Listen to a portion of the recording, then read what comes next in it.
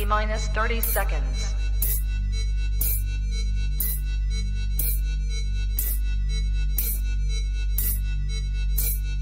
T-minus 20 seconds.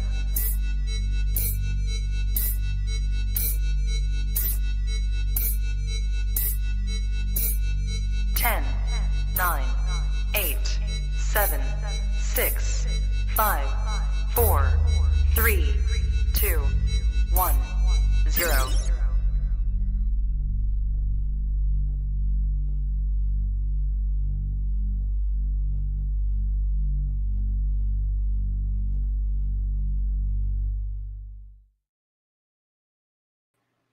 Trap Talk Reptile Network, the coolest reptile network in the world, episode 534, all in the tree Tuesdays. Tucker Wester, Purple Rain Reptiles in the building. Man, Chondros, what it's going to be all about tonight, man. I'm telling you, it's going to go down. What is good? I'm your boy, MJ. This is your first time tapping in.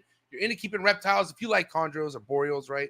Green tree pythons, hit that like button, hit that subscribe button, hit that notification bell, select all. You'll be on top of every single podcast released out of the Reptile Network. All right. You can also listen to any Trap Talk Reptile Network episode on all the major audio platforms, Buzzsprout, Spotify, Apple Podcasts. So wherever you listen to Trap Talk Reptile Network, thank you so much. Appreciate it. Shout out to the early birds, man. Who's ready for tonight? I know there's a lot of people ready for tonight's episode. Because Tucker's been a long time, homie of mine, and it's gonna be fun tapping in, man. What's good, Big Mike? 1776 Exotics.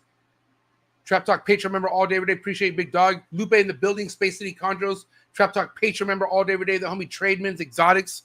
Trap Talk Patreon member all day, every day. Nick, the Reptile Pueblo. What's good, player? Trap Talk Patreon member all day, every day. Musical Pythons in the building. Just now stepping into the Chondro world. Trap Talk Patreon member. One of tonight's sponsors, Mark Hager, also here. Going to be co-hosting tonight because Marshall Mendez ain't here. Thank God. I'm just kidding. We're going to miss you, Marshall, a little bit. Shout out to Jen. What's up, Jen? Cigar City Exotics. Pleasure meeting her at Daytona not too long ago. PJ Creations. Eric in the building. Trap Talk Patreon member all day, every day. The homie Gene Chasers. Adrian. What's good, Adrian? The homie Dan Red Earth Reptiles in the building. Repping Australia all day, every day. And we're going to end it with the homie Trailer Park Chondros. What is good, player? Listen, if you're looking for exclusive content, if you want to get more out of what you see at each episode, you want to tap in with a Discord of amazing reptile keepers and Instagram group chat, then come join the Trap Talk Patreon family. You can do that by clicking the first link in the description below. As soon as you join the Patreon family, you get links to all those Discords and whatnot. So shout out to my Patreon members, man. You guys are my heart. A lot of exclusive stuff coming that way here shortly as well. But yeah, man, if you're in the super chats tonight, thank you so much for joining. If you think tonight's episode is worthy of any super chats, if you have a question, a certain topic, don't be shy. Drop a super chat. Appreciate all the love and support. And I love all you who support US ARC. Please support US ARC. It's very important, especially if you're a reptile keeper. This really matters. All right. So shout out to Phil Goss. Shout out to the entire US ARC associations. All right. Thank you to anyone who supports US ARC, goes to the US ARC auction. But yes, you can become a US ARC member today by clicking on the usarc.org link in the description below. But it's really important. You have to get these numbers up.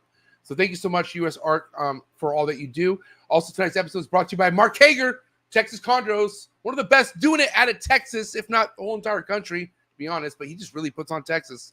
The man loves his state. And I got to say, if you like red or yellow neonates, you're going to want to follow this guy for sure, especially if you're just now getting your feet wet into the chondro game. You want to add some good lineage, then you need to check out Texas Chondros. Head over to his website, texaschondros.com. Or just simply go to his Instagram and see all that he does. You know, very active, that Mark Hager. Puts out really high-quality content. And again, reason why the chondro game looks so fine and dandy is because people like Mark Hager. So thank you, Mark. And thank you for being for a part of tonight's episode. It's going to be one for the books. I'm telling you guys right now. But yes, Mark Hager, Texas Chondros. Also check out the Reptile Perch. All right, everything you see in my Focus Cube habitats are my Emerald Tree Boas and Green Tree Pythons.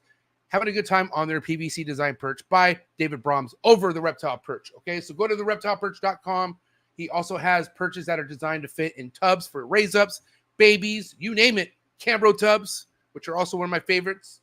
Thank you, David Brahms. Also, David has amazing chondro productions as well that you don't want to miss. All right, so shout out to David Brahms, man, an OG in the game for sure. And then also tonight's episode is going to be brought to you by RGI, Rare Genetic Inc. All right, get those skin sheds tested with the best, cutting edge. I'm telling you right now, this guy is killing it, him and Sean. So thank you so much, Dr. Ben and Sean over at RGI. Check them out on Instagram. YouTube. They drop a video every Wednesday. So to keep you ball python guys and boas and many other more species to come, up to date with current shed testing. All right, that's the future. All right, last but not least, shout out to Blake Exotic Animal Feeders. All right, #1 quail in the game, homegrown, produced on his property and shipped straight to your doorstep. All right, I got a heavy package coming tomorrow, but I've been feeding quail from this guy for over a year now, and holy cow, I gotta say, it's awesome. What I mean by awesome, the cleanup, cleanup's everything, and cleanups are great, and you can tell a lot about a cleanup. What I mean by cleanup, I mean like bowel movements, right? I'm telling you right now, this guy's quail is top shelf, and I'm very excited to keep this quail diet implemented into all the other, type of things I want to be doing for my reptiles. But please, if you are on that quail tip like I am, you got to make sure you're getting quail from Blake Exotic Feeders. Head over to his Instagram. Okay, you can find all the links to my sponsors in the description below. But yes, guys, again, shout out to everyone who's in the live chats. Get the likes up for the mayor, of course, in the building, Bill Stiegel, and not Marshall. Oh, no, we got someone who looks good. Camera all the time. Mark Hager, and we're flexing Texas hard tonight. What's good, fellas? The countdown is on 10 days. Yes. Right? Oh, my 10 God. days. 10 days. We'll all see each other in person. The three of us and 82 of our closest friends, it appears to be the head count so far. Nice. Dude, Yeah. Is that a new Stiegel House record? That would be the record. And usually what's happened is more people show up than I know about, is traditionally been the case. So we will see. That's a lot of fajitas I got to get cooking on. So what is good, Mark Hager? It's been a while. Thanks for being here tonight. Why don't we catch up? What's going on with you, man? How's the year been? Here we are approaching the end of 2024, which I'm sure you're rounding up things and getting ready for your next breeding season. What's good, buddy? Yeah, well, thanks for having me. I mean, to be a backup to Marshall Mendez like that's a true honor. I'll take that any day. I would agree. Yeah, I mean, life is good, man. So during the summer, I work in the wakeboard industry, and so during the summer, it's go time. So it's been crazy travel. It's been just madness, going and going and going, and now it's finally starting to taper down a little bit, which is nice. So getting to spend more time with the family, more time with the animals, and here in probably the next month or two, start doing some pairings after dropping temperatures and everything. So it's actually probably next week is going to be the first time that I'm going to be able to ship in many months. Bill, I'm sure you're chomping at the bit as well to start shipping some animals out. Yeah, I got a lot to go out. But yeah, I'm like you. I'm ready. We're supposed to get down into the mid 80s next week, which is a big drop. Yeah. So, Hell yeah, I'm excited to hear that. Me coming next week, and you guys have been in the 90s. You know what I mean? We've been in the hundreds. Yeah. We've been in the hundreds. The last 2 weeks have been hundreds nonstop, and next week it's going to be perfect, literally perfect. Yeah, looks like it. Yeah, looks like we're going to get a real break. It's Cali. It's Cali guys always like to bring the weather with us. This is how it works. You know what I mean? Keep doing it. Whatever it takes, keep doing it. Hey, real quick before we get to the mayor, how's your room, Mark? I mean, has it been a full year since your room's been done? Not even yet, right? Or just about? No, yeah. So I finished construction of the room earlier this spring, and actually in our ABC weekend, I have new cages coming for my adults, and so my adults are still upstairs. All my babies, all my grow outs, they're down here already, but the adults are all still upstairs. And so I have new cages coming from Jordan from Heartland Reptiles, and it's gonna be awesome. I'm so stoked to get everything down here, have it all decked out, and just have it all put together. So in our ABC weekend, it might start coming together. All right. Well, guess what? Shelve that enclosure shout out you just gave. We're going to talk about that tonight because I have questions about that. Yeah. Shout to Jordan. Okay. But yeah, thanks for being here tonight. And Bill, real quick, Do you feel a little bit nervous going into having these parties? You know, this is what, the third year in a row now, right? Oh, well, I've traditionally been doing it every 6 months. I've been doing it Right. until they moved it to Dallas. So last time I didn't officially do it, although there were still about 25 people that came, Mark and Patrick, and mostly local people. But no, this is up to this point has been an every 6 month thing. But I think that is in the past. I think I'm just going to do it annually now, probably every September. So nice. I think that this has got to be at least probably six of these, 6, 7, 8. I've kind of lost track. Damn. That I get a little nervous. Yeah, for sure. There's a lot to do, and there's a lot to keep eyes on. And I get a little bit nervous, but it's worth it. Yeah. Well, I'll be there to help just in time, so don't worry. You'll have me in some other hands as well. You'll be in a good place. Yep, for sure. Yep. But guys, Bill, have you heard anything about the show? Like, have they opened up different regulations and everything for having it in Dallas? No, still same old.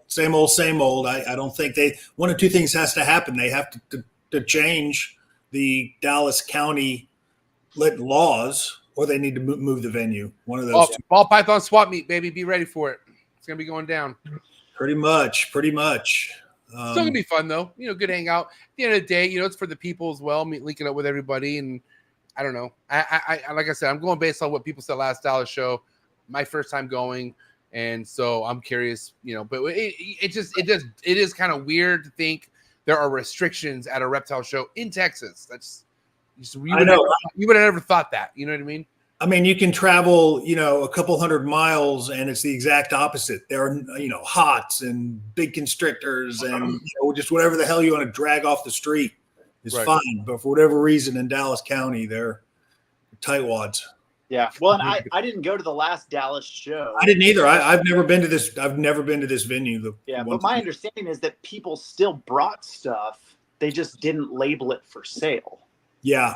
Like you couldn't have someone walk out of, walk away from your table holding, whatever. And then you got parking lot sales and that's just janky, man. I'm not going to lie to you. I'm not even going to RSVP that show, because if I had that good of a time at the fucking Stiegel Throwdown, okay, I've slept at Bill's house plenty of times and his bed's very comfortable. And if I'm just a little bit hungover, I might just keep my happy ass in that bed and go to Whataburger with Bill that next day and not go to the show. If I want to, I have that leisure to do that. Just saying. We may go to the show late just so we can go to dinner Saturday.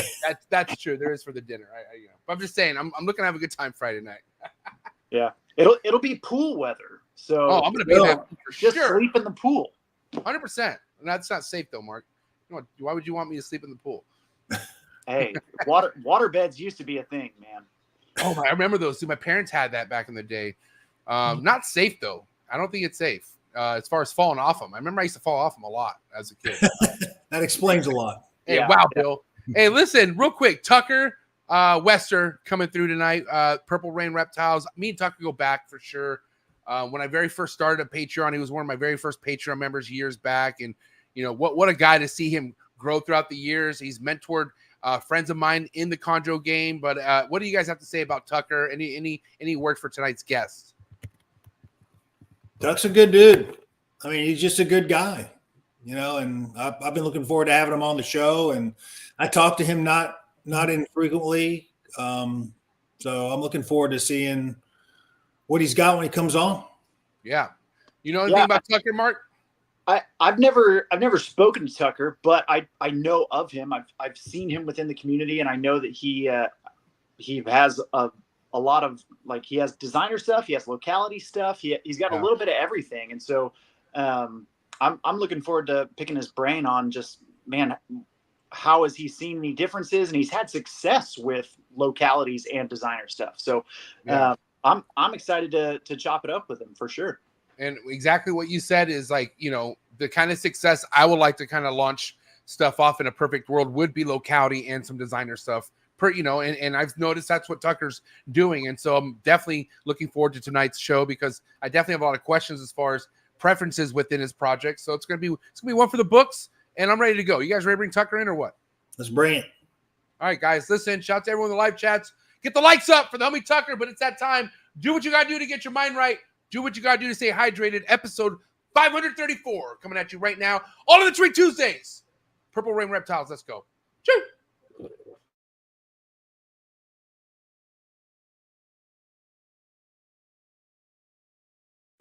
Good. You ready for do more in the future? Trap Talk podcasts? Yes. Man. Only Trap Talk. Exclusive. Yes. Exclusive. Oh. So stop calling us. Rub the spot, get the club to pop. When I come up with the crowd, God love it or not. I'm hot from the hop to the rub the spot, get the club to pop. When I come up with the rub the spot, get the club to pop.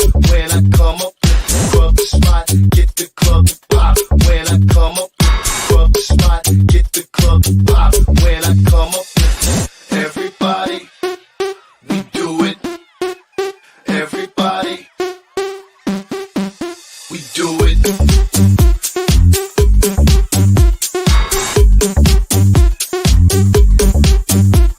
Do it. Do it. Do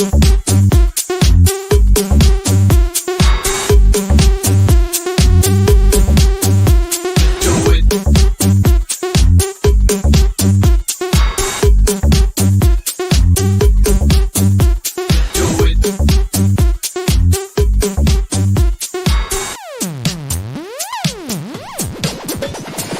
Rub the spot, get the club to pop. When I come up with the rub the spot, get the club to pop.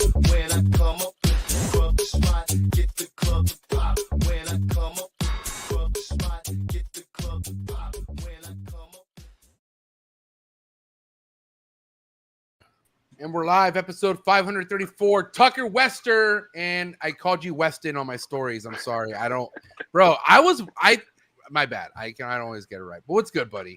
It's all good, man. It's all good. I caught it and I just kind of laughed. I was like, that kind of sounds a little bit better.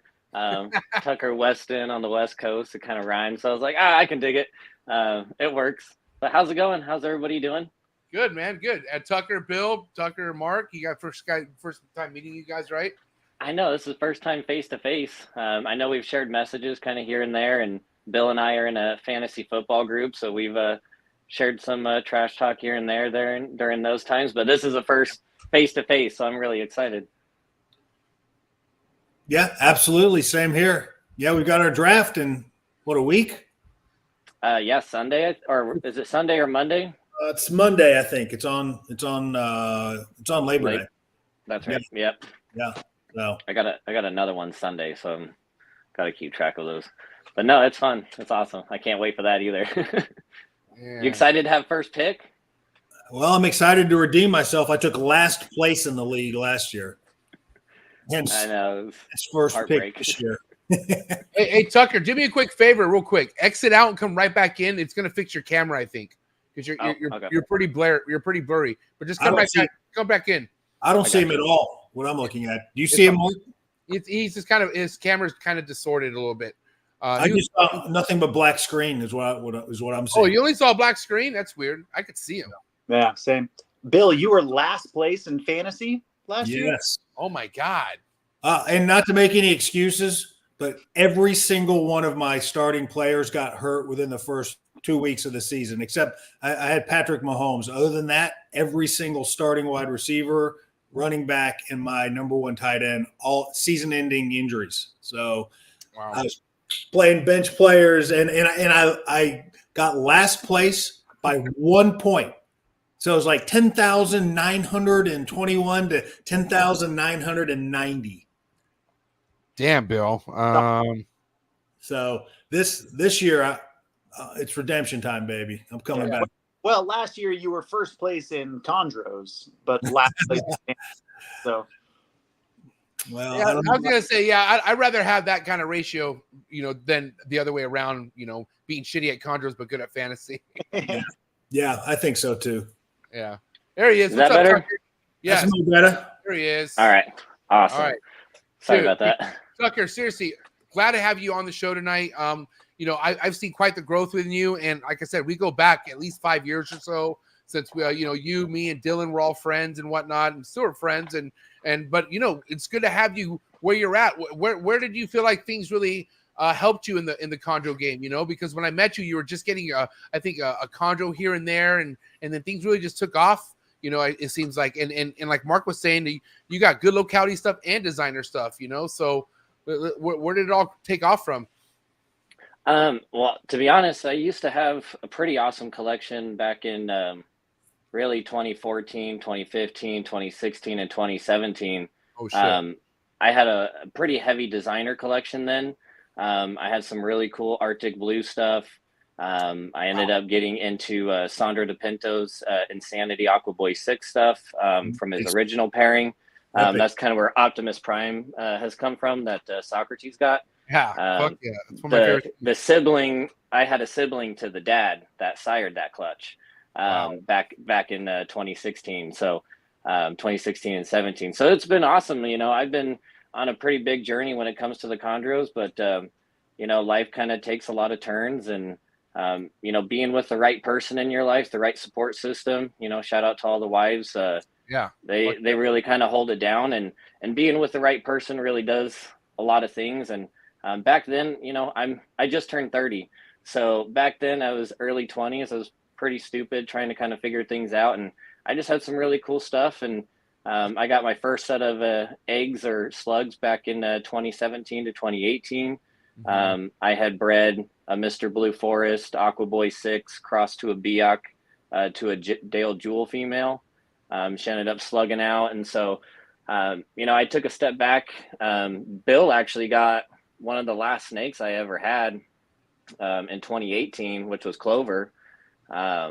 He was one of the last ones she was one of the last ones to go. That, you know, is when I just kind of took a step back, and I started rebuilding when I joined. Oh, was that me? I started rebuilding when I joined your Patreon. I think it was like either 2019 or beginning of 2020. I had no clue. I had no clue it went back this deep for you, bro. Holy shit, that's crazy. No, it's actually, I had Emerald Tree Boas back in 2009, in 2010, and then I traded an Emerald Tree Boa for my first Chondro in 2011. Wow. Yeah, I've been playing around with animals for a long time, almost my entire life.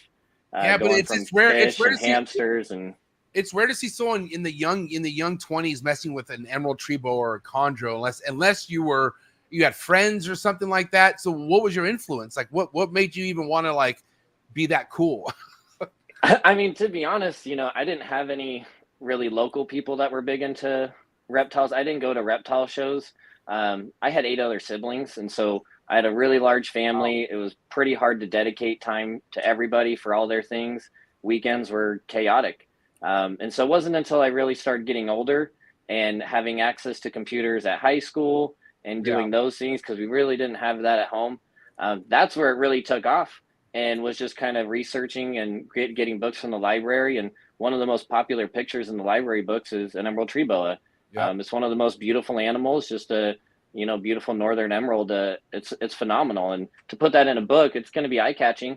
So that was one of the first things I'd seen, and I was like, holy smokes. And so I started talking to my dad a lot about it, and doing a lot of research, and we ended up taking the plunge, and I worked a lot over the summer, and we bought 2 females, super cheap off of it's not Outback Reptiles, but something similar to those, a company that had been around. They were stationed in California, and when the package shipped, it was from Florida. So I was all sorts confused, and package showed up the next day, and it was 2 Emerald Tree Boas, and one was a massive 5-foot female, just huge. And the other one was a scrawny 2.5-foot, skinny as can be, was supposed to be an adult female is what it was labeled as. And that one ended up dying in the first, I think, 11 days that I had it. Just went downhill. The other one ended up surviving and doing really well. For someone being in high school, I had it in a acrylic saltwater fish tank. So something that was just plexiglass, Reptifogger on one corner, heat lamp sitting up there too. Did that for a year, and then got a male, and ended up having those. Tried to get another female, and ended up trading the male for a green tree python, and that really stemmed the chondro world for me. And then I ended up selling the female to one of my friends, Gary Weimer, down in like Georgia, and he ended up breeding that emerald, and he's got one of her daughters, and I think she's still alive to this day. And so for getting something in that scenario, and for him to go on and reproduce with it, that's pretty phenomenal too. And just to kind of think about how long ago it was, and that I was in high school when all this was happening, and it was pretty crazy. You don't really see that often, and yeah, it's been a long journey. It's been insane getting up to this point. This collection that I have now, I've built up and tore down a little bit. I used to have a really large ball python collection and ended up scaling that way down to just certain projects that I really like and I really enjoy. And I needed space for the chondros. Having babies and having success, like, you have to grow it. And I'm sorry if I have to pick between one or the other. I'll sell every ball python if it means I can throw a whole another wall of chondros, but I'm not quite ready for that yet. So I do enjoy some projects that I would like to see to fruition. And okay, unless you've just been served so many bad kick to the balls with chondros, if you are just new into it and you're looking at ball pythons and chondros, 100%, you're going to choose chondros. I feel like I don't even know historically if someone choose ball pythons over chondros if they have the option. I don't know. I don't. Then again, I'm not. If you're breeding for money, that's the direction you're going to go. You're going to go ball pythons. No, yeah. If that's something that you want to do, if you want to be like a big breeder that's producing 500 babies a year and is constantly selling stuff, you're not doing that in chondros. I don't know anybody that's produced over 100 babies in a year, at least recently. I know Garrick has gotten pretty close. I don't know, Bill, when you had your 6 clutches not that long ago, did you hit over 100 babies? No, sure didn't. I had 60. I established 60. Wow. Yeah, see, that's still a huge number. I mean, that's still a lot. I'm stressing out, and there's 14 eggs cooking right now, and I'm going, okay, well, this is just another load of work. All of them are going to be crapping every single day, and I'm going to be cleaning. And I like the ones that are already established because it's pretty predictable what they're going to do. They're going to eat, they're going to chill for a couple days, and then they're going to start their business. And you get a little bit breaks in between, but those fresh babies, you know how it is. They're nasty. They're so dirty.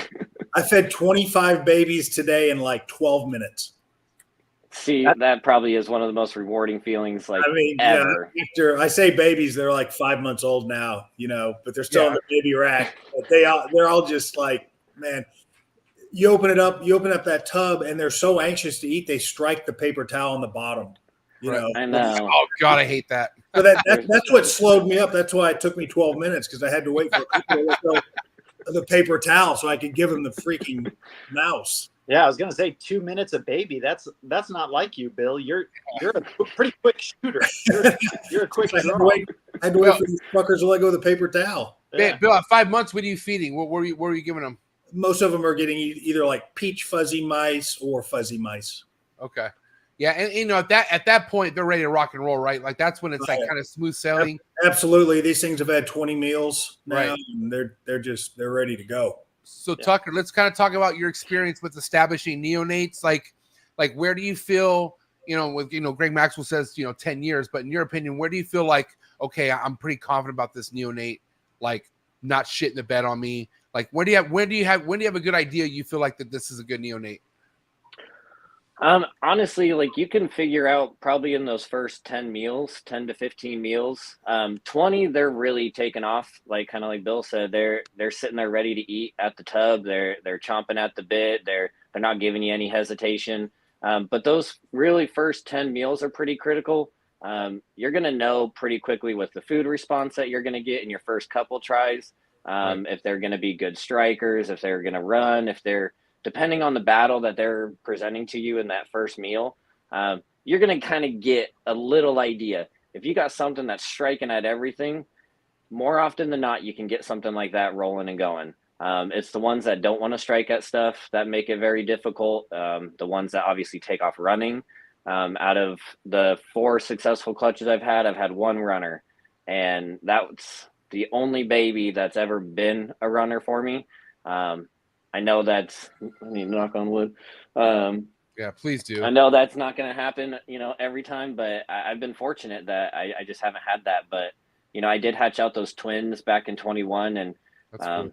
I wish I had an opportunity now to work at it. Getting that on, honestly, the first successful clutch that I had, there was 12 eggs and then 13 babies. And 100% successful, 100% hatch rate. One of them did hatch with a kink on the back of its head. So the head was basically just pointed down, wasn't even able to get a pinky through it. So that one didn't survive. The twins made it about 3 months, but they were so tiny. I was feeding them pinky heads, which they were striking from tongs, no problem. But getting them anything bigger, it was really difficult. They were just so small, and locality eggs, in my opinion, are just a lot smaller than designer.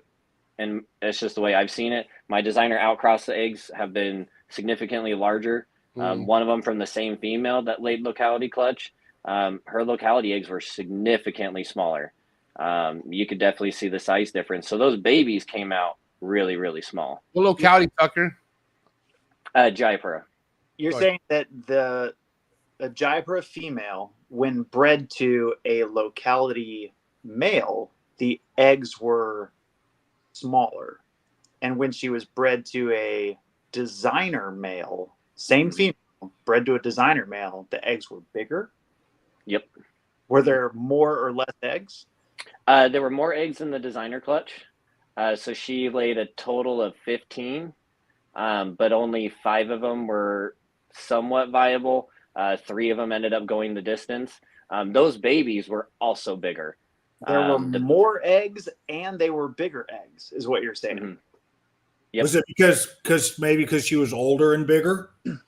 I mean, it's possible. To be honest, I don't really see.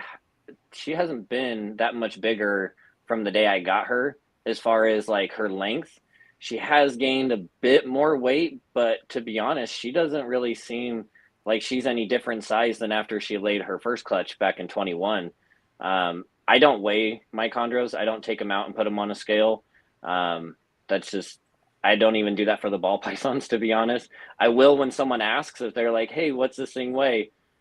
I got no idea. Let me go find out. And, you know, I got a scale for those reasons. But aside from that, I don't weigh my females to check what weight they are. I just kind of watch the animal. I'm looking for certain things. And, you know, if they got good fat reserves on the top of their head. Sorry, I know my eyes are probably going everywhere. I forget the camera's over here. You're good. I'm still figuring this out. But, yeah, I just kind of watch the animal. And so I don't check her weight. But to me, she doesn't really look that much bigger. I was kind of shocked that she had more. But, you know, again, in 2021, she was probably around, I would say 700 to 750 grams when she laid her clutch. And she's maybe 800 now. So I wouldn't say much more, but maybe a little bit more. Like you, Tucker, I take great pride in the fact that I've never weighed a chondro. I mean, I didn't even know that was something to be proud about. So I've never measured cage humidity. So, you know, I take pride in those too. I think it's an interesting observation that you've made. I don't know what, you know, it might hold weight, it might not. But I think I mean, really it's cool 2 clutches, so it's not, you know, 100 clutches. We're not doing science experiments over here. Yeah. We're checking things out, and I just noticed things, and I noticed something different in that, and I thought it was just kind of cool and unique. These set of sarong eggs. This female is probably 650 grams, and she laid a total of 18 eggs. Nice. So she's smaller than all of my other girls, including the Biak that I bred with Dylan.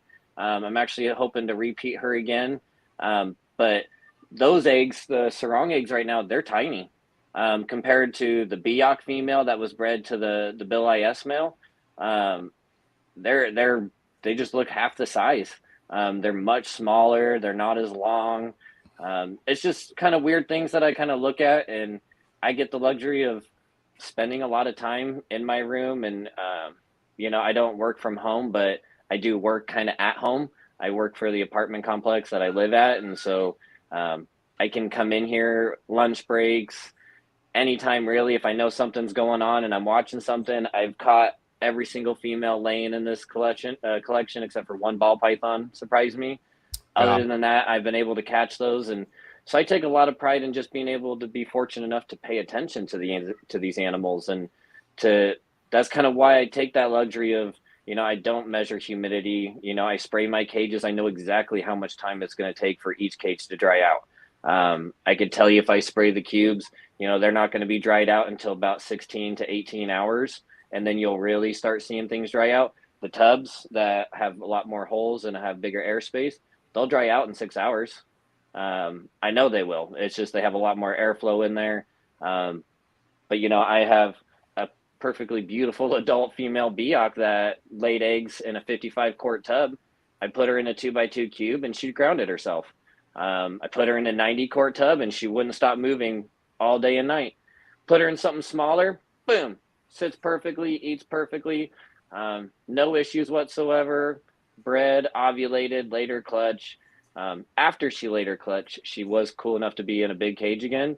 But I tried it when she came back to kind of get reestablished, and she didn't want it again. Put her back into something small, and she's happy as can be. So it's just kind of learning the animals and figuring out which one likes what, and you just kind of work with them.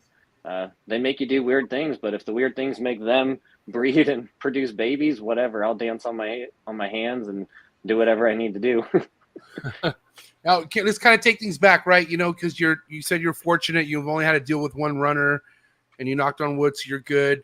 But what is your approach? You know what I mean? Like, let's say those 14 eggs, they all come out perched, ready to go. They have their first shed. First and foremost, are you pro, feeding before the first shed, or you like to feed after the first shed? Like, let's talk about all that stuff.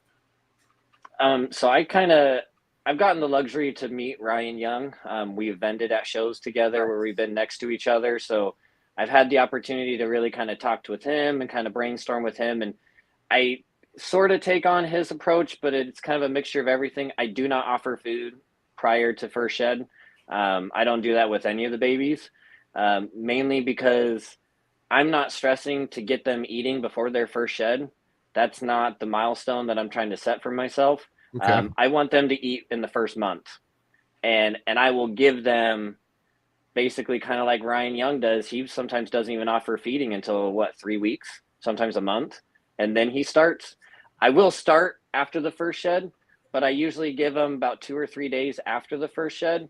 Then I start to feed, because I'm watching them go crazy in the tubs. They're moving around, they're hunting, they're searching for stuff. I'll catch them caught luring.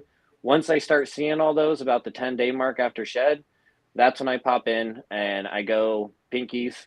I don't really do the red hots if I don't have to, because there's really nothing good about the red hots. Okay. So I'll do like a 1-day pinky, something that's actually been able to feed off of mom for a little bit and get a little bit of nutrients in it. Okay. And then I've just done chick down. Okay. And that's what I've always done. I've tried a knoll scent and frog scent from that. I don't know if it's Reptilinks or it's Reptilinks. One of their little scents. I've tried those, and my babies didn't want anything to do with it. It actually created runners. I had babies run from the frog scent, but I think it was bullfrog is what they use as scent, and they wanted nothing to do with that. Not a single one ate. One of them ate the anole scent, and I got more strikes on the anole scent, but nothing really wrapped hard.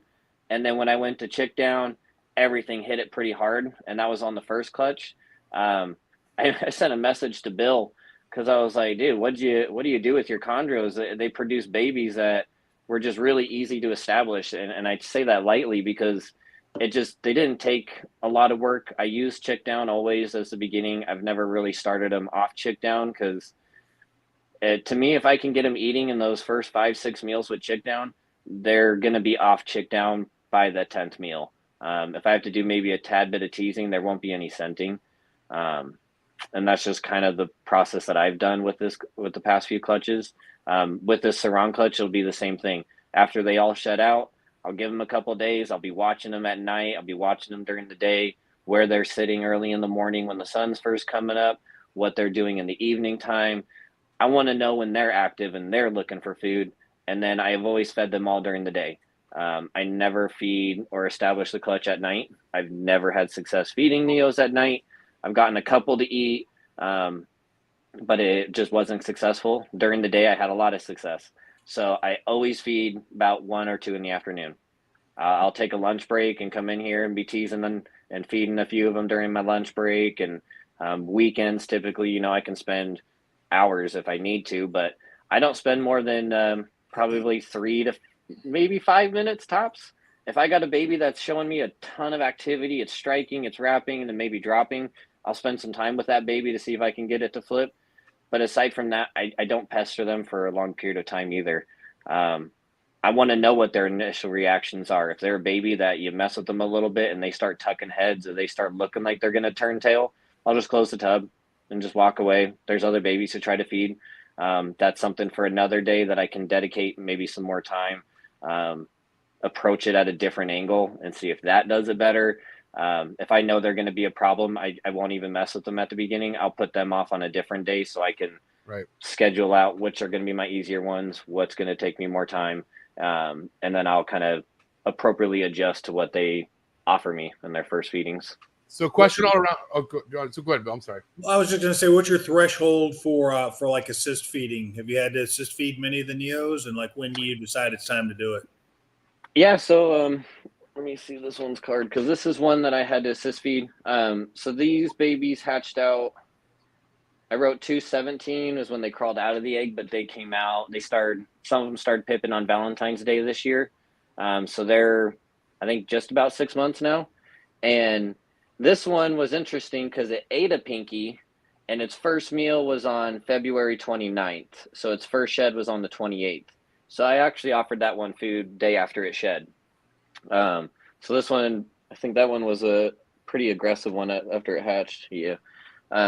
After that, it wouldn't eat. Yeah, I run across that not infrequently. It's very frustrating when that happens. They eat the first time and you think you're golden, and then they turn into dicks. I had two that my first 5, I was FaceTiming my buddy Dylan. He's the one that we did a split project with, and I was FaceTiming him, and I got all 5 of them to eat within, maybe 5 minutes. I just kind of went down the line with Chick Down, and they all went after it. And I was like, oh, man, this is going to be great. Boy, was I wrong. Next time I went to go offer food, 2 of them wouldn't touch nothing, wouldn't strike at nothing. They just tucked their heads. And I was like, you've eaten. I know you can eat. Like, we've been here before. You've done this. So I didn't I waited until March 17th. And then I shoved a pinky head in his mouth. And that was the only one I had to do because it clamped down really hard as soon as I put the pinky head there. You can tell when you assist feed, if they're going to go crazy, they're going to be a pain. But if they clench that, oh, you're golden. And then after that, I assist fed him a full pinky, but I just put the head in. He clenched it and then wrapped it while he was perched on my finger. And then I just kind of let him eat and put him back in the tub.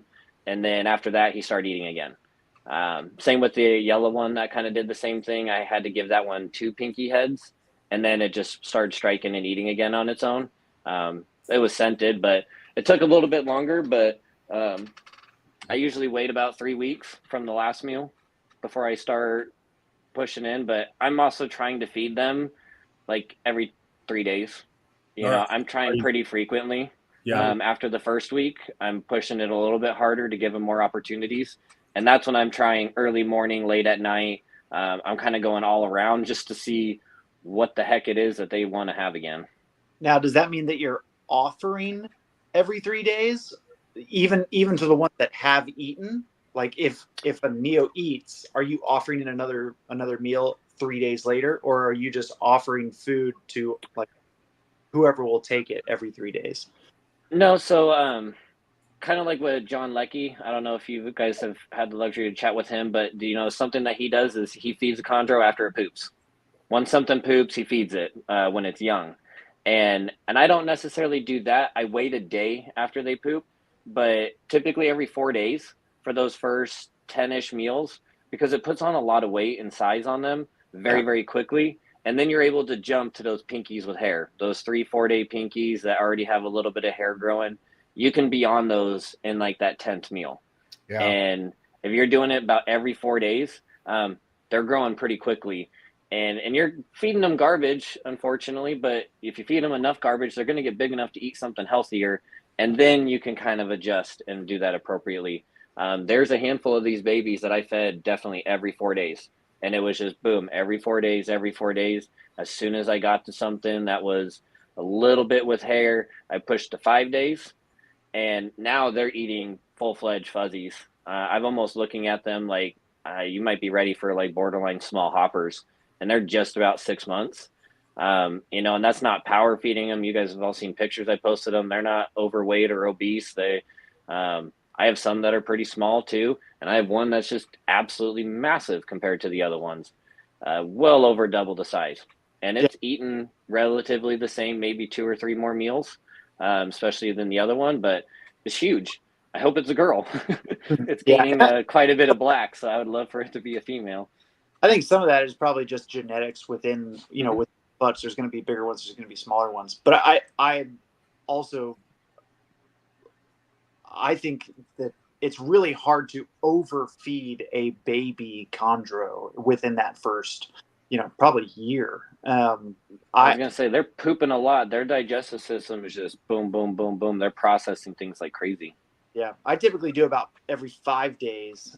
But even then, like, man, they want it. They're able to handle it. They're not ever going to get too fat by any means. And as long as they're able to eat it and take it, man, I think putting on weight within that, really those first 2 years, putting on as much size as you kind of can within reason, obviously not power feeding, not, you know, pushing them too hard, but getting them as quote unquote as big as you can quickly, I think does have a lot of benefits to it.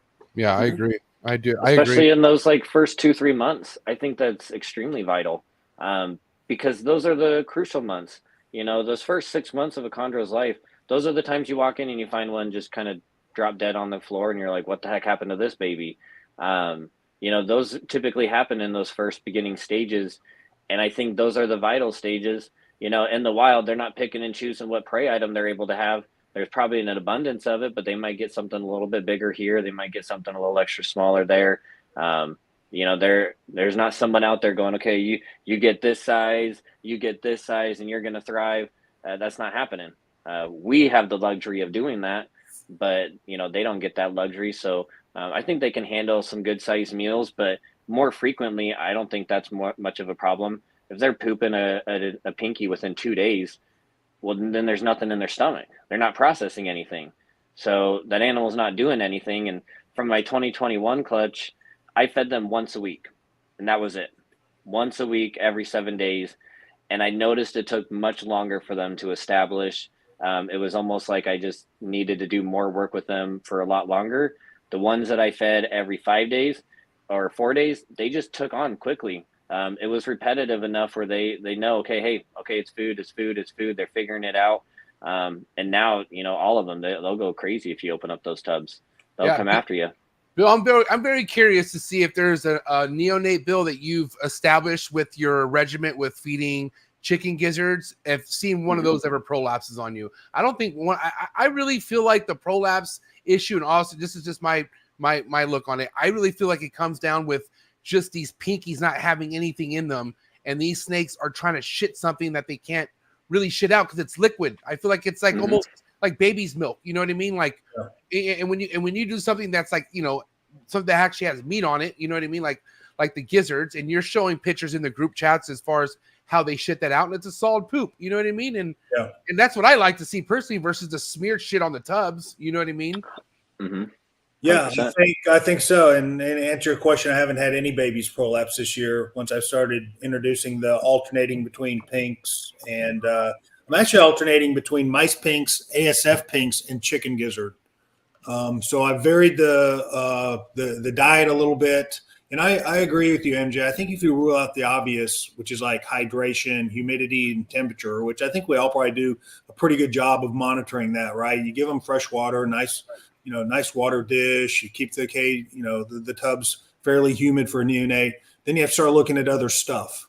And I think personally, it comes down to a couple of things. I think it can be genetic, because I've had clutches that have had high prolapse, incidences. I had a clutch last year, half the neos prolapsed, and I noticed that they just never really perched right. They perched, but they just look different, than a normal neo, the way that it perches. Yeah. And so I think, the reason that they prolapsed probably maybe had a genetic component to it. But I think if you rule out that stuff, and really the only things that we have control of is humidity, hydration, and the food that we're offering. But you're right. When I started, incorporating chicken gizzard, and if you just look at a piece of chicken gizzard and you compare it to a pink, you just go, man, this has got to be more I know it is. Nutritional value of a chicken gizzard is awesome. Bill, those strips that you showed pictures of, what do you think those strips look like? What kind of little tiny reptile looks like that? A baby gecko. I'm not joking. Those little chicken strips that you do, it's exactly what it looks like. These are more dense. The strips that I do are more dense than a baby gecko. But regardless, whether it's a gecko or a little piece of, it couldn't get any worse than a day-old mouse pink. That's got to be the worst nutritional valued thing that you could put into a baby snake, I would think. So are you implementing anything else, Tucker, besides a pink? Like we even have Ryan Young who likes to do the mouse legs. Patrick Holmes likes to do the mouse legs and whatnot. So are you like doing pinky then something else, or even considering maybe like switching it up diverse wise when it comes to the diet on a neonate? So right now I haven't implemented anything different. Knock on wood again, I have not had any size of chondro prolapse on me before, whether it's an adult or a baby. So to be honest, and I wouldn't even know what to do with it. I'd be calling people and saying, hey, I need help. I've read enough online and I've seen a lot of, what the first quick few steps would be, but I personally haven't had to deal with that as far as it goes with an arboreal. And then I'm very fortunate to be able to say that. Again, I say that very lightly. It's nothing to boast about. I've been very fortunate. So with that being said now, my buddy Dylan, you and Dylan have really kind of taken off, with the crested gecko thing. That was something I remember him talking with me about, that he wanted to try that with the babies. I don't think he had the opportunity to, but I remember him wanting to try different things and having access to different things. And so that is something I've been watching closely, mainly because I know that it's not technically in the same environment. They're not finding crested geckos in Indonesia where they're at. I mean, I'd have no idea where crested geckos are from. To be honest, I couldn't even tell you anything about them. I've never kept them. I don't know where they're from, but it is something that's interesting when you compare it to a skink, and you compare it to another lizard that's got scales, that's got, everything else. Those are huge, important nutritional items for those babies thriving in the wild. So having that in captivity, I think would be important.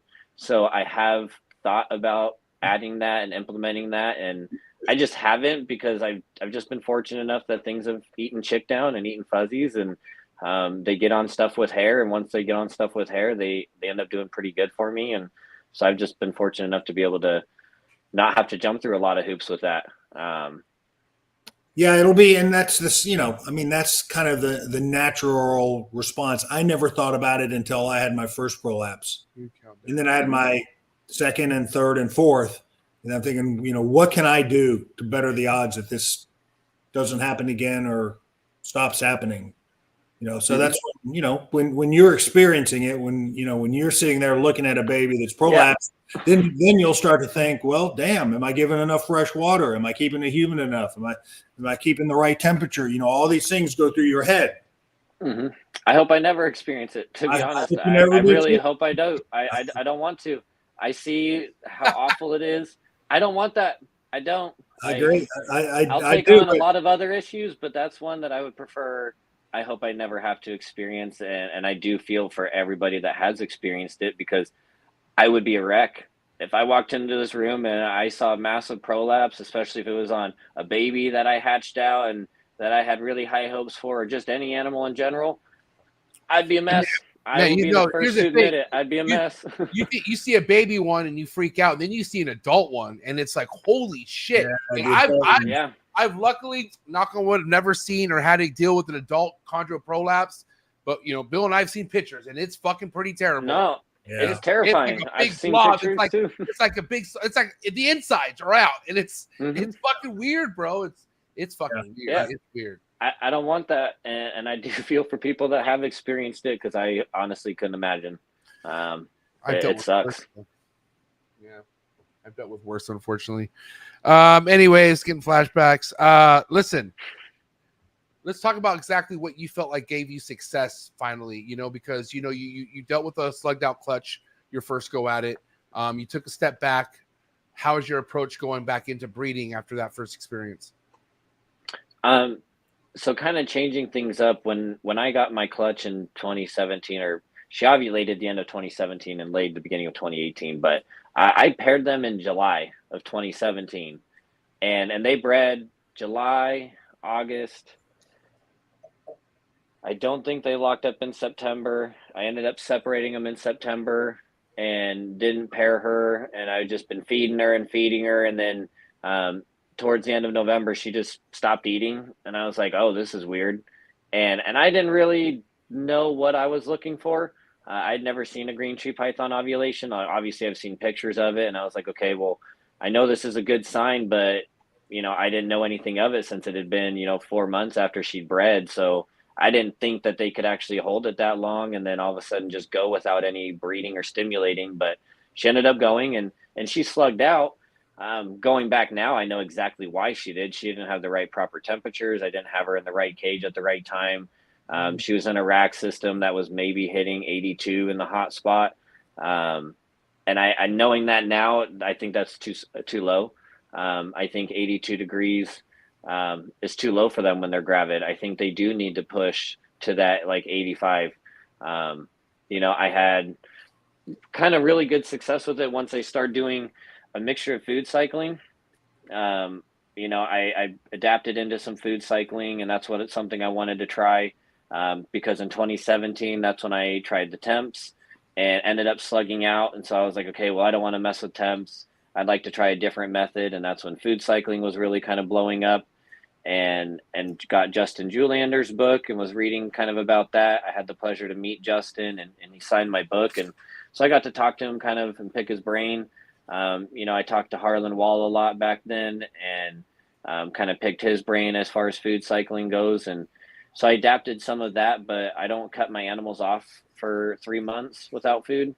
I kind of do more the Bill Stiegel approach of typically 2 months without food. But then after the first month, you start pairing. I believe that's kind of similar to your method, Bill. Is it? Pretty much what I do. Yeah. No, no food. Yeah. For 4 to 6 weeks, maybe even up to 8 weeks. But yeah, and then I'm starting to pair, and then no food maybe for a month after that while they're locking, and then start to reintroduce food. That's what I do. And that's basically pretty similar to what I do. This last year, I did attempt it with my Jaya female. I didn't food cycle her at all. I just fed her all the way through like I normally did. And she did go, but she didn't give me as much viable eggs. So I don't know if that had something to do with it, that she was eating more leading up to it. I don't know. That one I was just kind of playing around with, and I was hoping this year would kind of spark different results, but she didn't want to go this year, which is totally fine. But, I've had 4 females in here. I know exactly when they ovulate. I know what month they prefer to ovulate in and when they've ovulated with me. So I also kind of plan each of my pairings and certain processes of temperature drops and feeding to each individual animal. They're not all going at the same time. I have one that ovulates in August, July, and June. And then I got another one that likes to ovulate in November. So that's a completely different setting. You have other ones that are just slightly a month or so off from each other. So everything's not getting cycled at the same time. I just adjust all my stuff to when I know my females develop and build follicles. And that's just kind of what I've done is once I find that window of when they're building, that's kind of when I hone in on that. And I usually slow down on food.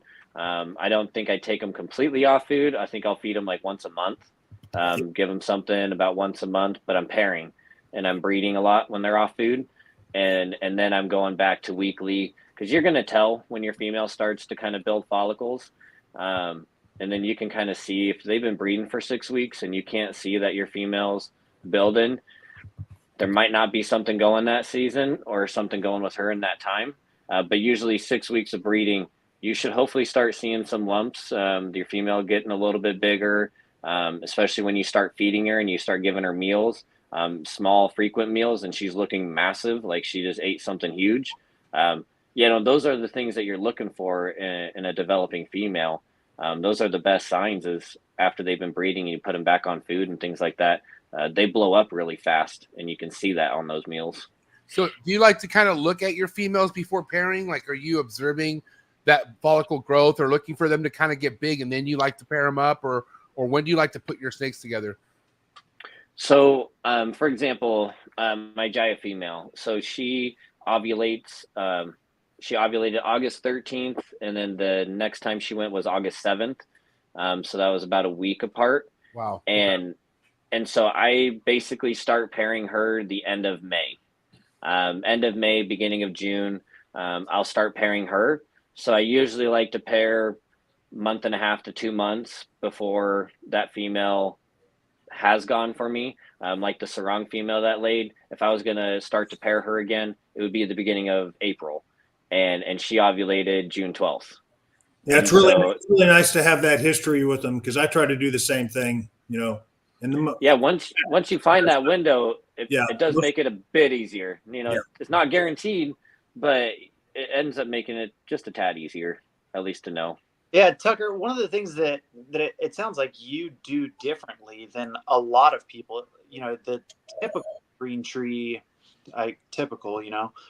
green tree breeding is over winter or in the cooler months. It seems like that's when people tend to do their introductions, do their pairings, and then a lot of people are getting eggs like in spring and early summer. It sounds like you have shifted that into the summer of, you're doing introductions in the spring, getting eggs in the summer, or ovulations and eggs kind of in the late summer. Is there a reason for that, or was it just, man, you saw something in your females, you saw cues in your males? Like, why did you pick this season for doing the introductions and everything that you have?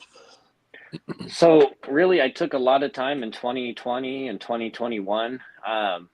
I would kind of cycle animals. My whole goal was to cycle them from February through April, and then pair in like May or June. That was kind of no rhyme or reason. That was just when I knew I would have good time to kind of handle things, tackle things. I would, then get eggs late summer, hopefully beginning of fall. That way I'm establishing babies all during out the winter time, and nothing can ship. Nobody can bug me about buying something at this time. It's these babies are establishing, nobody can bother me. And that's kind of what I wanted to shoot for. But to be honest, I only do it this way because that's what the animals wanted. I paired up my sarong in 2022. We're now 24. She bred April, May, and June, and then didn't want to breed in July. And she never bred during the winter time. I tried breeding her that following winter in 22 to 23, didn't do anything. Tried it again in 23 of the spring of April, May, and June, and she bred heavy all 3 of those months. Nothing came from it. But I just knew that's when she bred the most for me. And so it made it easier because I was like, okay, this year I'm going to pair even sooner. And I did. I ended up pairing them towards like the end of March, I would say about 2 weeks earlier.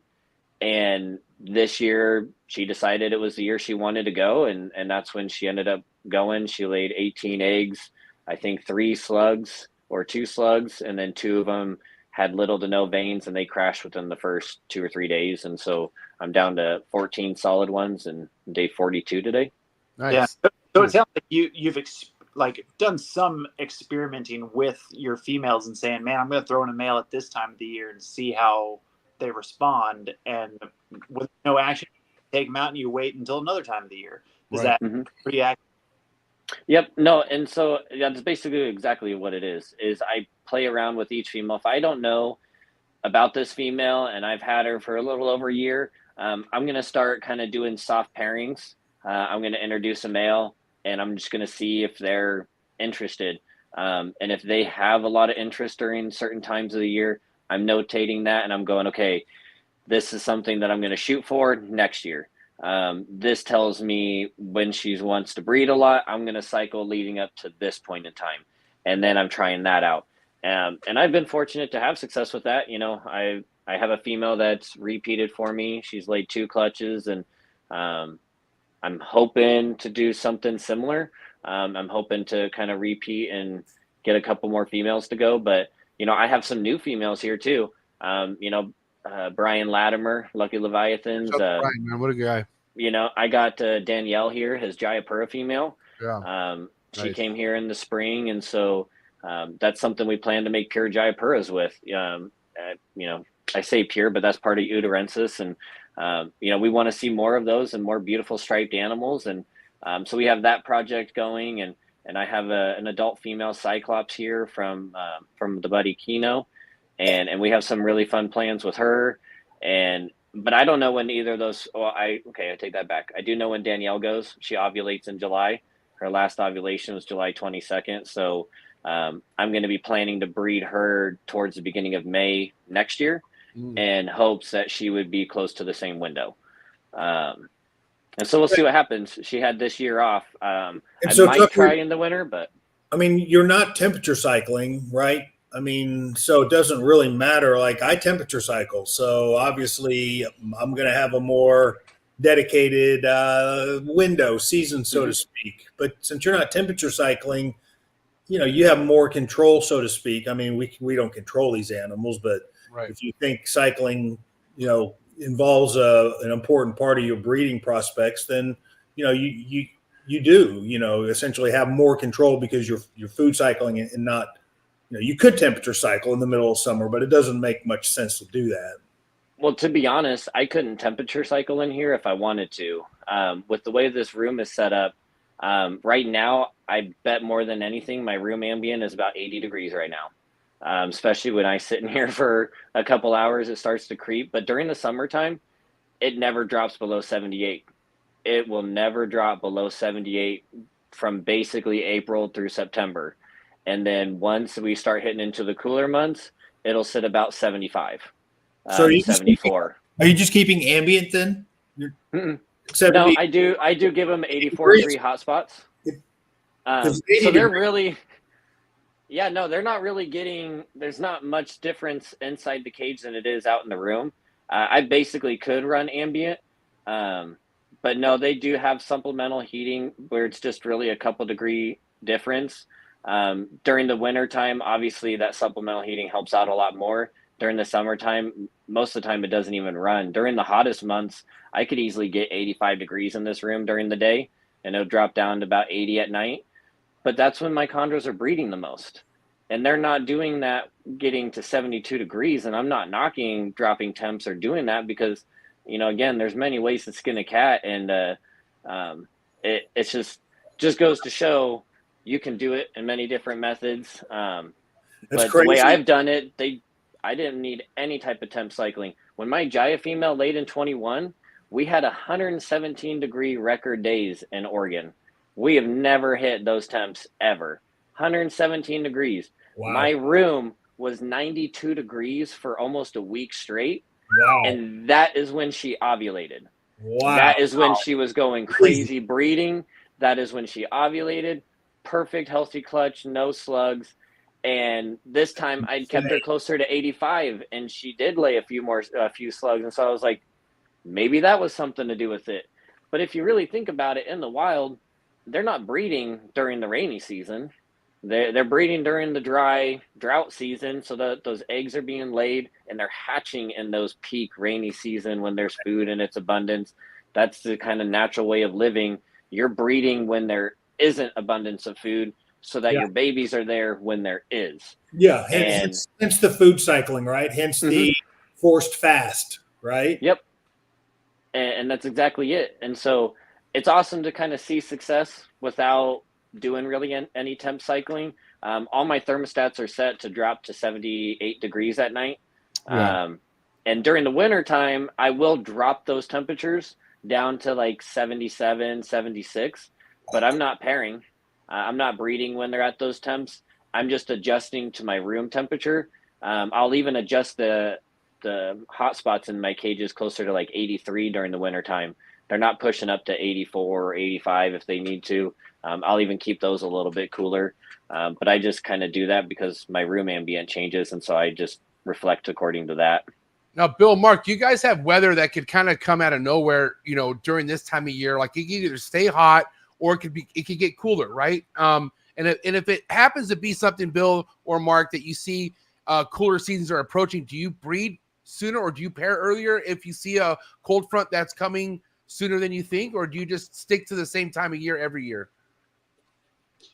I pretty much do a routine. So I try and be in the mindset of keeping my snakes programmed on the same routine year after year after year. So I tend to stick with the schedule rather than do the weather stuff. But then within that schedule, if I see a storm coming or, especially a low coming in, if I see the pressure that's going to drop, I'm like, okay, I'm going to get the males in the female's cage. I'm going to make sure that they're in when that pressure comes within that season of time that I do the exact same thing. And for example, we were talking about the weather here. We're getting ready to get a 15-degree temperature break coming up in the next, week.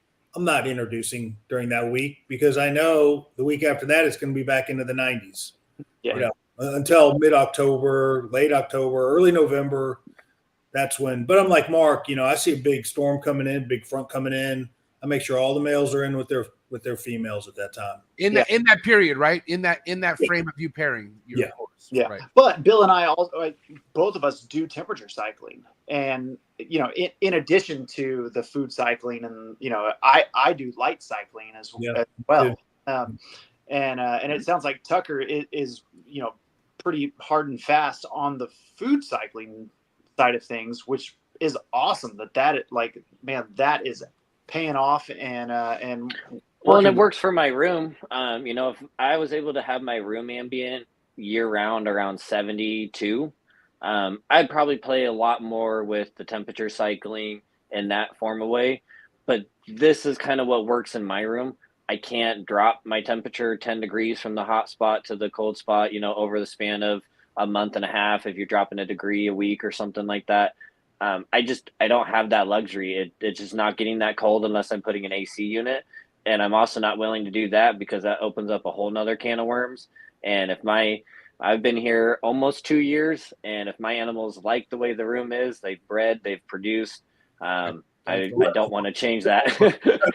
Tucker, what'll be interesting to see the animals though that you bring in, like you mentioned, like Keno's, Brian. You bring in those animals that aren't used to that. It'll be interesting to see if they just get right in line and are successful in that. I'm super excited. This is a kind of a new adventure for me. A lot of these animals I've had since 2020. Yeah. I haven't brought in a lot of new chondros aside from Daychild from Ryan Glenn and his Biak male bred to his Sickness Sib female. I think that's from the original pairing. Yeah. And so, I have one of those males and he's coming up on 3 years old. I bought him in 21. Aside from that, I haven't brought in a lot of new things. I've brought in new ball pythons and I've done things like that, but the newest stuff I got was really this year. Danielle came here on a breeding loan from Brian. But she's here to produce hopefully some nice Jayas for us. And same thing with Keno Cyclops. These are both females they're here permanently. The point of the project was to, breed and reproduce and to hopefully be able to produce babies that we can split and divide and grow and build the collection and help each other grow. That was kind of the whole purpose for it. And so I'm excited for this kind of opportunity. Aside from that, I did also get a Neo from Keno and his Ghost to Centani pairing.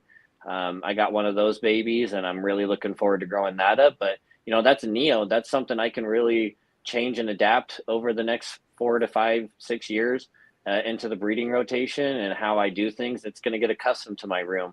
The adults, it's kind of a different ballgame. This is something new and I'm excited for it. It's going to be a fun journey and hopefully it doesn't take me 5 to 10 years to figure out when they decide they want to do it. But if that's what it takes, it's what it takes. It'll be interesting to see how they adapt. 100%. Because I'm not sure how Keno and Brian, I'm sure you know how they were keeping the females, but probably not exactly the way you're going to keep them. Nope. I know for a fact Keno keeps his completely different than the way I kept mine. And the reason really this female's here is because he's had her for many, many years, and he's attempted to breed her and she just hasn't gone. And so we're changing it up. You know, we're sending her here and seeing if maybe my routine snaps her into focus and she wants to go. A lot of my animals are imports, and so I try to reflect a little bit closely what it is in the wild. That'll probably be different with my U.S. captive bred babies. To be honest, I'll probably do more temperature cycling with them. I think the food cycling is just more beneficial when it comes to imports, because that is closely more what they're dealing with in the wild. So I think that helps trigger more things inside of them.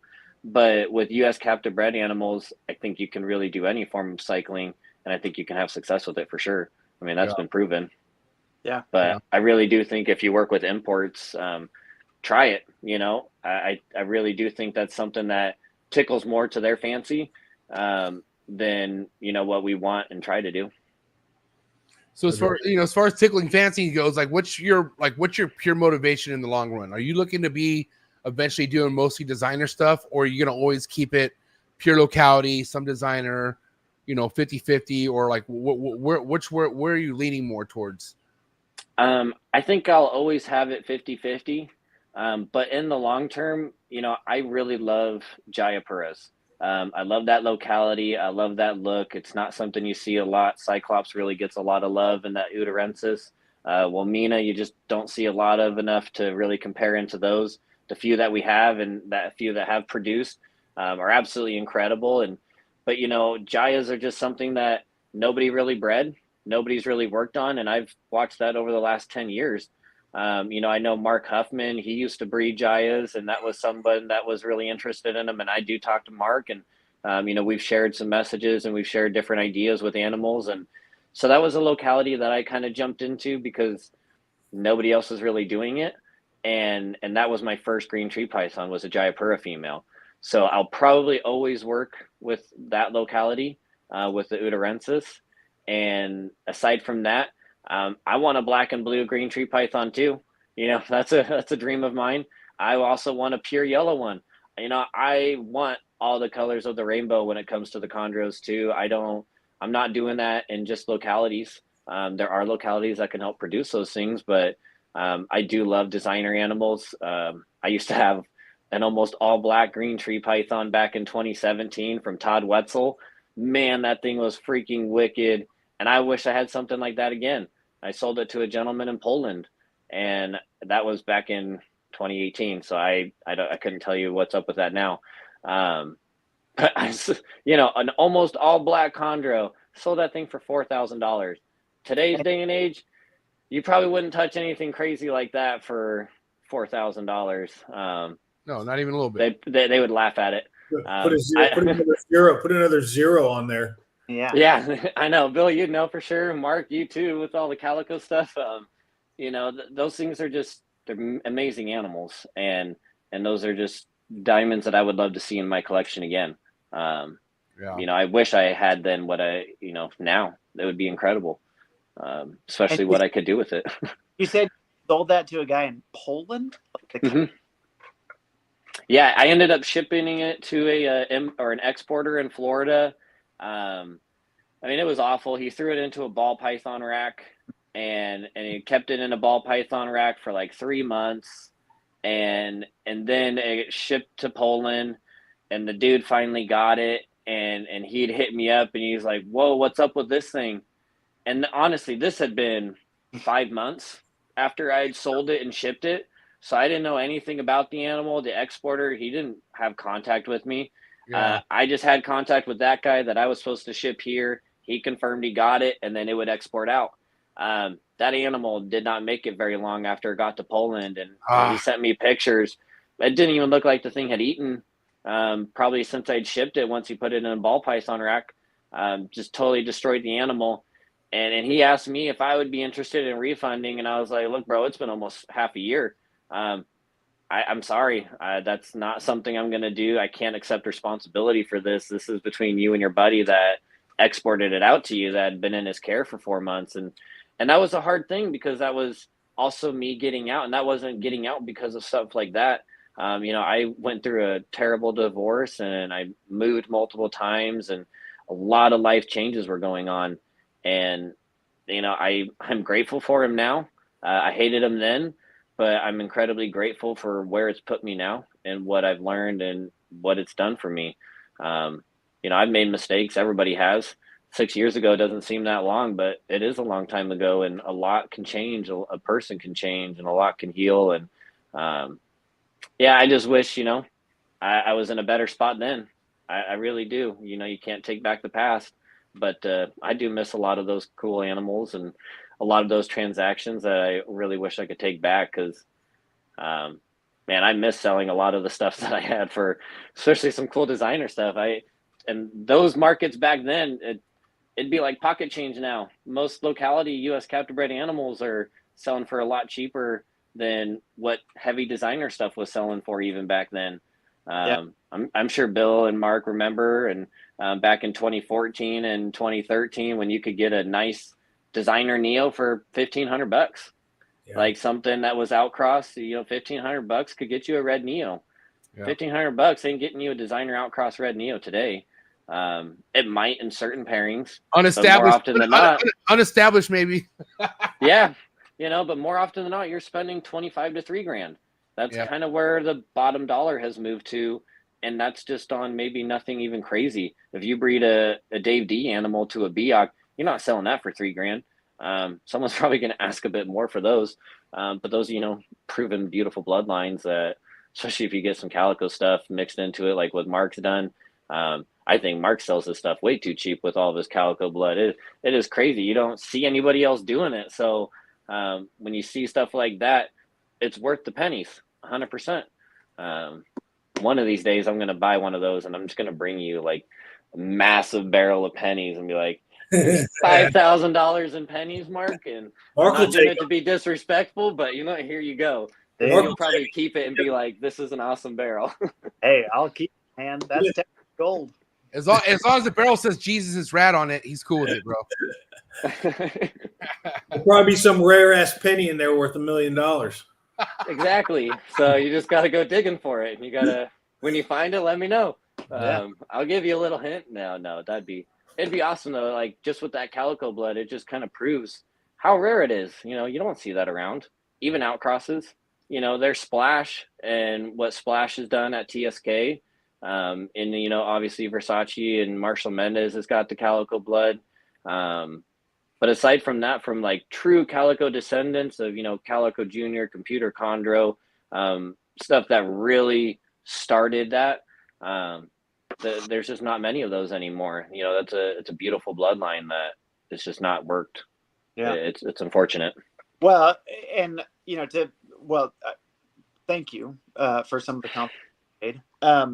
But in addition to, you know, the calico bloodline, I think one of the other bloodlines that is really misrepresented now that used to be a little bit more prevalent was the Insanity bloodline. And you said that you Insanity stuff, and so I'd love to hear your history with the Insanity bloodline, and you know, kind of hear why you were drawn to that and what the history is there. So it's actually pretty cool. Do you guys know of a name, Max Morrow? Yeah. I don't know if you remember him. Yeah. He was way back in the day, but Max and Sandro actually did a joint pairing, and it was a Wamina male to a Biak female. And that is where Insanity and I think the other one was like Razinyak or something like that. Yeah. There was two absolutely crazy animals from that clutch. And so I actually bought a sibling to Insanity for $750 from Max. And this was when did that clutch hatch out? Because it was already a couple years old. I want to say it was around a 2-year-old male. But that's where I'd met Max, and that's how I knew the name of Sandro. Well, Sandro lives in Bend, Oregon, or, you know, he did at the time, and I'm in Portland, Oregon. That's a 3.5-hour drive. So kind of connecting the dots there, I reached out to Sandro and said, I mean, that's a kind of a different story how Sandro and I met. I ended up having an animal that he produced that someone else had acquired and did not pay for. And that person had sent that animal to me on a breeding loan. And long story short, that's how I ended up meeting Sandro for the first time, as I drove to his house and hand delivered this animal after getting confirmation from the guy I got it from that I could give it back. Drove out to Sandro's house, met Sandro, and that is where I saw Insanity for the first time, breeding Aquaboy 6.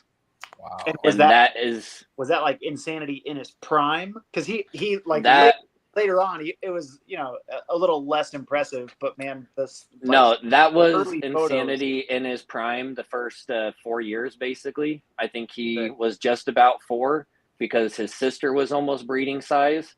And I remember Sandro talking about that pairing, which ended up producing Optimus Prime that Socrates has. So I got to see all the babies from Insanity. So I got to see Insanity the first time I went to Sandro's house. The second time I went to his house is when I purchased Insanity Aquaboy 6. And I bought that in 2015. And I mean, it was incredible. I couldn't even tell you probably a cooler chondro collection. I mean, Socrates has probably got an incredible one now, but back then, Sandro in 2015, that was prime, honestly, prime Sandro with his collection, what he was breeding. He did the Mr. Blue Forest bred to Aquaboy 6. He had a lot of amazing chondros, and that was really my first sights of a designer collection of holy smokes, like this is really what it is. And you see that? Can you see that, Tucker? Do you see the pictures of Insanity? I was there when he took that picture, that top one of them paired up. I saw that in person. That's crazy. It's incredible. Actually, when you scroll down, I don't know if it's that first one. No, that's Optimus. That's what produced Optimus Prime. So I bought a sibling to that male. I saw that male in person when he was 2.5 years old. Wow. And I saw the other sibling that was almost completely black at 2.5 years old. I don't know who ended up buying that one, but it did end up leaving, and it was like 12 grand is what I think he sold it for back in 2015. Dave D, actually, I believe, I don't know if he still has the female, but he's got an Insanity Aquaboy 6 female, and she was also incredibly high black. I don't know if she's bred or whatnot. But no, that picture too of Insanity sitting there. It was amazing to get to see Sandro's collection and to see the Insanity line. I am very, very partial to the Insanity line. I have an animal here that has Insanity bloodline in it, and that animal means the world to me because, just really by who it was produced. Sandro hatching out this clutch, it was one of his last clutches that he'd hatched out in 2018. And so this clutch, it just means a lot to me. This animal means a lot to me. It's just incredible because, he doesn't have animals. Him and I talked about a month ago, and he's got some blackhead pythons, but he's looking to sell those. So if anybody's interested and looking for blackheads, he's got some adults that he produced. I was at his house when they were pipping, and now those babies are adults, and it's incredible. So seeing it all full circle, I got a lot of respect for the Insanity line. I have a lot of respect for Socrates and his Optimus Prime male. I've seen animals look like that from the Insanity line, but I got to see those back in 2015 and 2014 when it was all getting started. Yeah, that was Insanity's first pairing was Aquaboy 6. Yeah. And just listening to Sandro just get so hyped and excited about it, that honestly lit such a fire that I was like, I never want to walk away from this. This is amazing. And just to see the enthusiasm come from him, and he's just a guy that loves to go fishing. That basically sums up Sandro. If he wasn't doing snakes, he was fly fishing. That's all he cared to do. He lives in the right place. Yeah. Mm-hmm. Oh yeah. 100%. Dude, he's just super cool, super laid back, loves to be in the outdoors. He's interesting. He's not everybody's cup of tea, but nobody is everybody's cup of tea. Amen. So you can't make everybody love you, but I just got a lot of respect for him. He welcomed me into his home. He kind of took me under his wing and explained a lot to me. And And he's really who ultimately started the designer passion. I just got localities because I could afford those. Anybody can get something when you can afford it. You love it.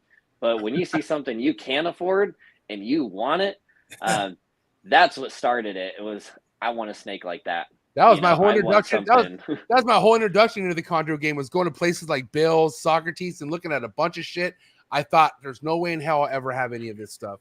Like literally just like pitching myself. Like, is this shit even real? Like, Bill, I'll never forget the first time I went to your house and you're whipping out all this stuff. We were taking it outside, and I remember I couldn't keep my hands still from taking pictures. Yeah. I couldn't believe what I was looking at. I couldn't even imagine looking at the sickness and getting to see that animal. I've never seen anything like that in person. Getting to see Insanity was absolutely a blessing, and I'm grateful for that opportunity because I've never seen an animal like him. I've still yet to this day seen someone produce something pop out like that. And it'll be a long time, if ever, that we see something pop out like the sickness again. But to be able to pull that out of his cage and be like, I hatched this, man, Bill, I couldn't even imagine. I really couldn't. I get excited. I get excited when other people get excited. Like when, people like, I still remember, like when MJ would come over and I'd want to take the animals outside and get them in the shade, because that's where they look the best, right? That's where you really see the blues, the blacks, the undertones of the undercoat of the animal, so to speak. And so when people see that, they go, holy shit, that's what gets me excited. Oh yeah, I couldn't even imagine. But I mean, I have people that come into my room that have never owned a green tree python. In the state of Oregon, I could count on one hand how many people that I know have a green tree python. Yeah. But let alone breed them. I don't know anybody really local that's actually working to try to breed them. I got a lot of people that reach out because they're interested. But it's also given me the opportunity to invite people into my room and to get to see animals that they do not see in pet stores. They see pictures online. And I get to bring that to fruition. And to kind of really introduce people to species. I bring them to local shows. I have vended neos at local shows. I've sold them at local shows. I've brought in adults to allow people to handle at local shows. My whole goal was building the local community to get them into green tree pythons. It doesn't benefit me if I'm the only freaking person here that likes them. I need other people to like them too, so I don't have to hoard them all.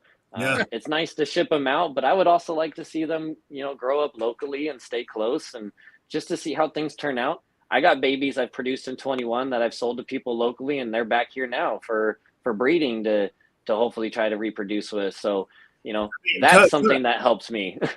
Tucker, why do you think I have a party here every year? That's what I'm saying. Like that networking right there, Bill. Like it's because I see Bill in action too, man. Woof! It goes down. I need to attend these parties because I'm way out of the loop. Dude, I keep asking Bill when me and Patrick can set up a table at his in my house. I want a booth, man.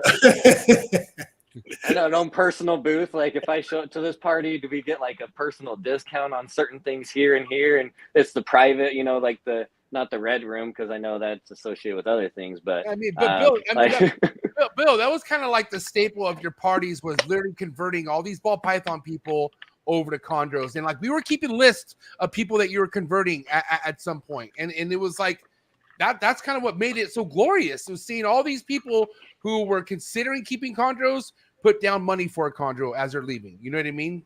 Yeah, and it's not even like such a small percentage of the ball python people have really pulled a trigger and got a chondro. Now some have, but even the ones that don't, I put one in their hands and I see the respect they have for the animal. And maybe it's not for them because, a lot of them, they really do need to make money, and making money in green trees is a very long-term, it's a very long-term, high risk, high reward kind of deal. Right. So I get it. You're paying a lot more than you're making. That's for sure. Well, yeah, certainly initially, your first decade is, you're really behind the eight ball for 10 years. Mm-hmm. But I see the joy or the awe or the like, oh, I can't believe I can hold this green tree. It's 8 o'clock at night and it's not trying to bite my face off. And just to be able to see that, and people, I love to have the green tree people over, like Mark and Patrick and, it's full of green tree people, but I really like to see the non-green tree people come over there, and those are the people I like to show the animals to. Those are the people I enjoy inviting over because it's just a different light, and they have a different appreciation and a different excitement.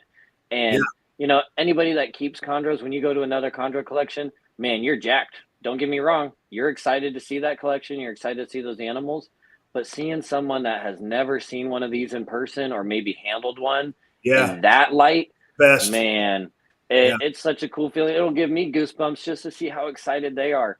That means you're feeding their passion and you're lighting a new fire under them that goes, man, this is something I need in my life.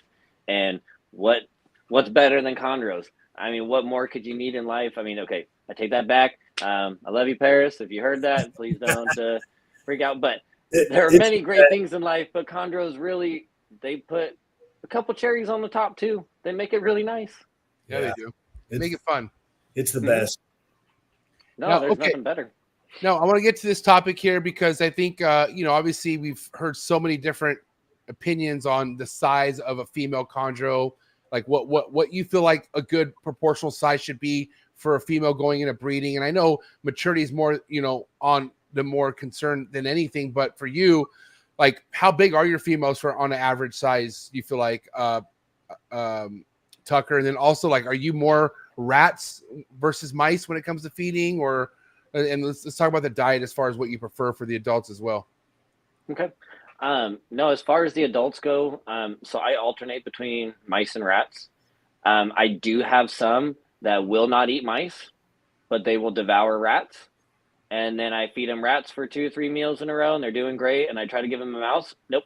So they strictly just won't eat mice.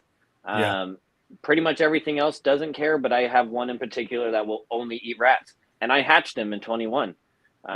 He was eating mice his entire life growing up. And now all of a sudden he just don't want it. But he will smash a rat any time of year. So aside from that, so typically adult males, I'll feed a weaned rat. Adult females will typically eat a small rat. There's 2 females in this collection I actually did give a small medium to, which was kind of borderline medium, and I didn't feed them for a month. I didn't give them another meal for a while. I let them digest that. But to be honest, if a female can withstand a pretty big small rat, almost borderline medium, she can withstand an ovulation, is just kind of the mindset I've had. If they can withstand a large meal like that, they can withstand a large ovulation because they are going to stretch. They are going to get huge. I remember I messaged Patrick Holmes when my Biak ovulated, and I was like, oh my God, dude, I really think she might like explode. She just got huge, and I have never seen an ovulation like that. And so, to me, I just kind of go off of that. If a female's eating a small rat and she makes that small rat basically disappear, I would say that is a good size chondro for breeding. But again, most of my stuff is imports, so they're probably all well over 5 years old. I bet most of my females are between 6 to 10 years because I've also had them for 4 years. And so on top of most of them coming in as either subadults or adults, I bet they're pushing that mark. I wish I knew. Yeah, the ovulation can be scary. I've had a couple different females whose ovulation was so big and so massive they could barely hang on to the perch. Yeah, like it lasted like a day, like 20 hours, where they had about this much of the body hanging onto the perch. And I was literally like you, man. I was like, you feel awful. You're like, what do I do? How did I like?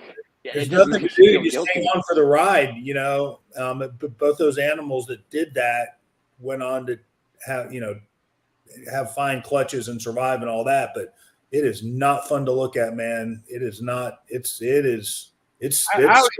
always thought a big ovulation meant like, oh, great, perfect eggs. But no, that doesn't mean perfect eggs at all. I had 2 big ovulations. That's what I thought too. And I got 36 slugs combined from those 2 ovulations.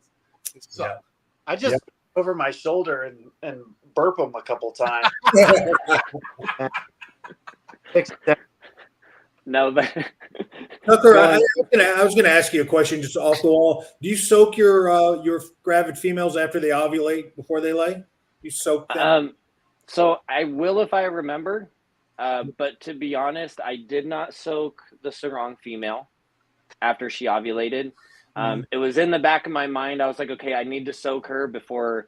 I typically do before pre-lay shed, because I always have just horrible anxiety that the moment after they shed, they can pop those things out any minute.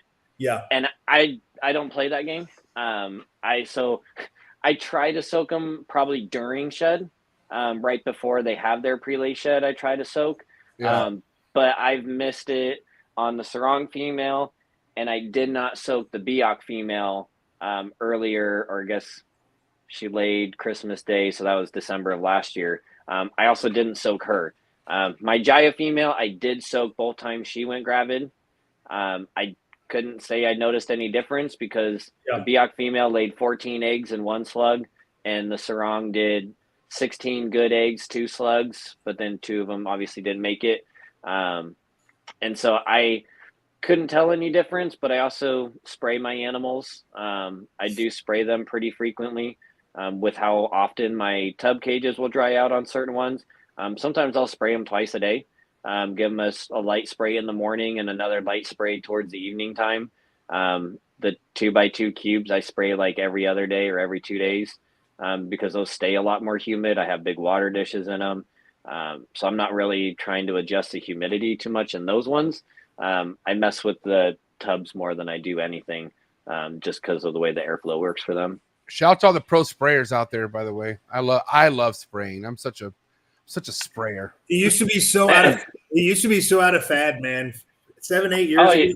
If you used to get laughed at, you're like, you spray your snake? Like, what are you doing? You're killing it was like a sign of weakness, man. It was like people like, dude, you're so weak. Get with the 1990s, dude. Don't spray your chondro. Shoot, there's so many different kind of sprayers. You can do a whole mist where it's not even like spraying them directly. You're just giving them a light misting all over their body where they have droplets on them.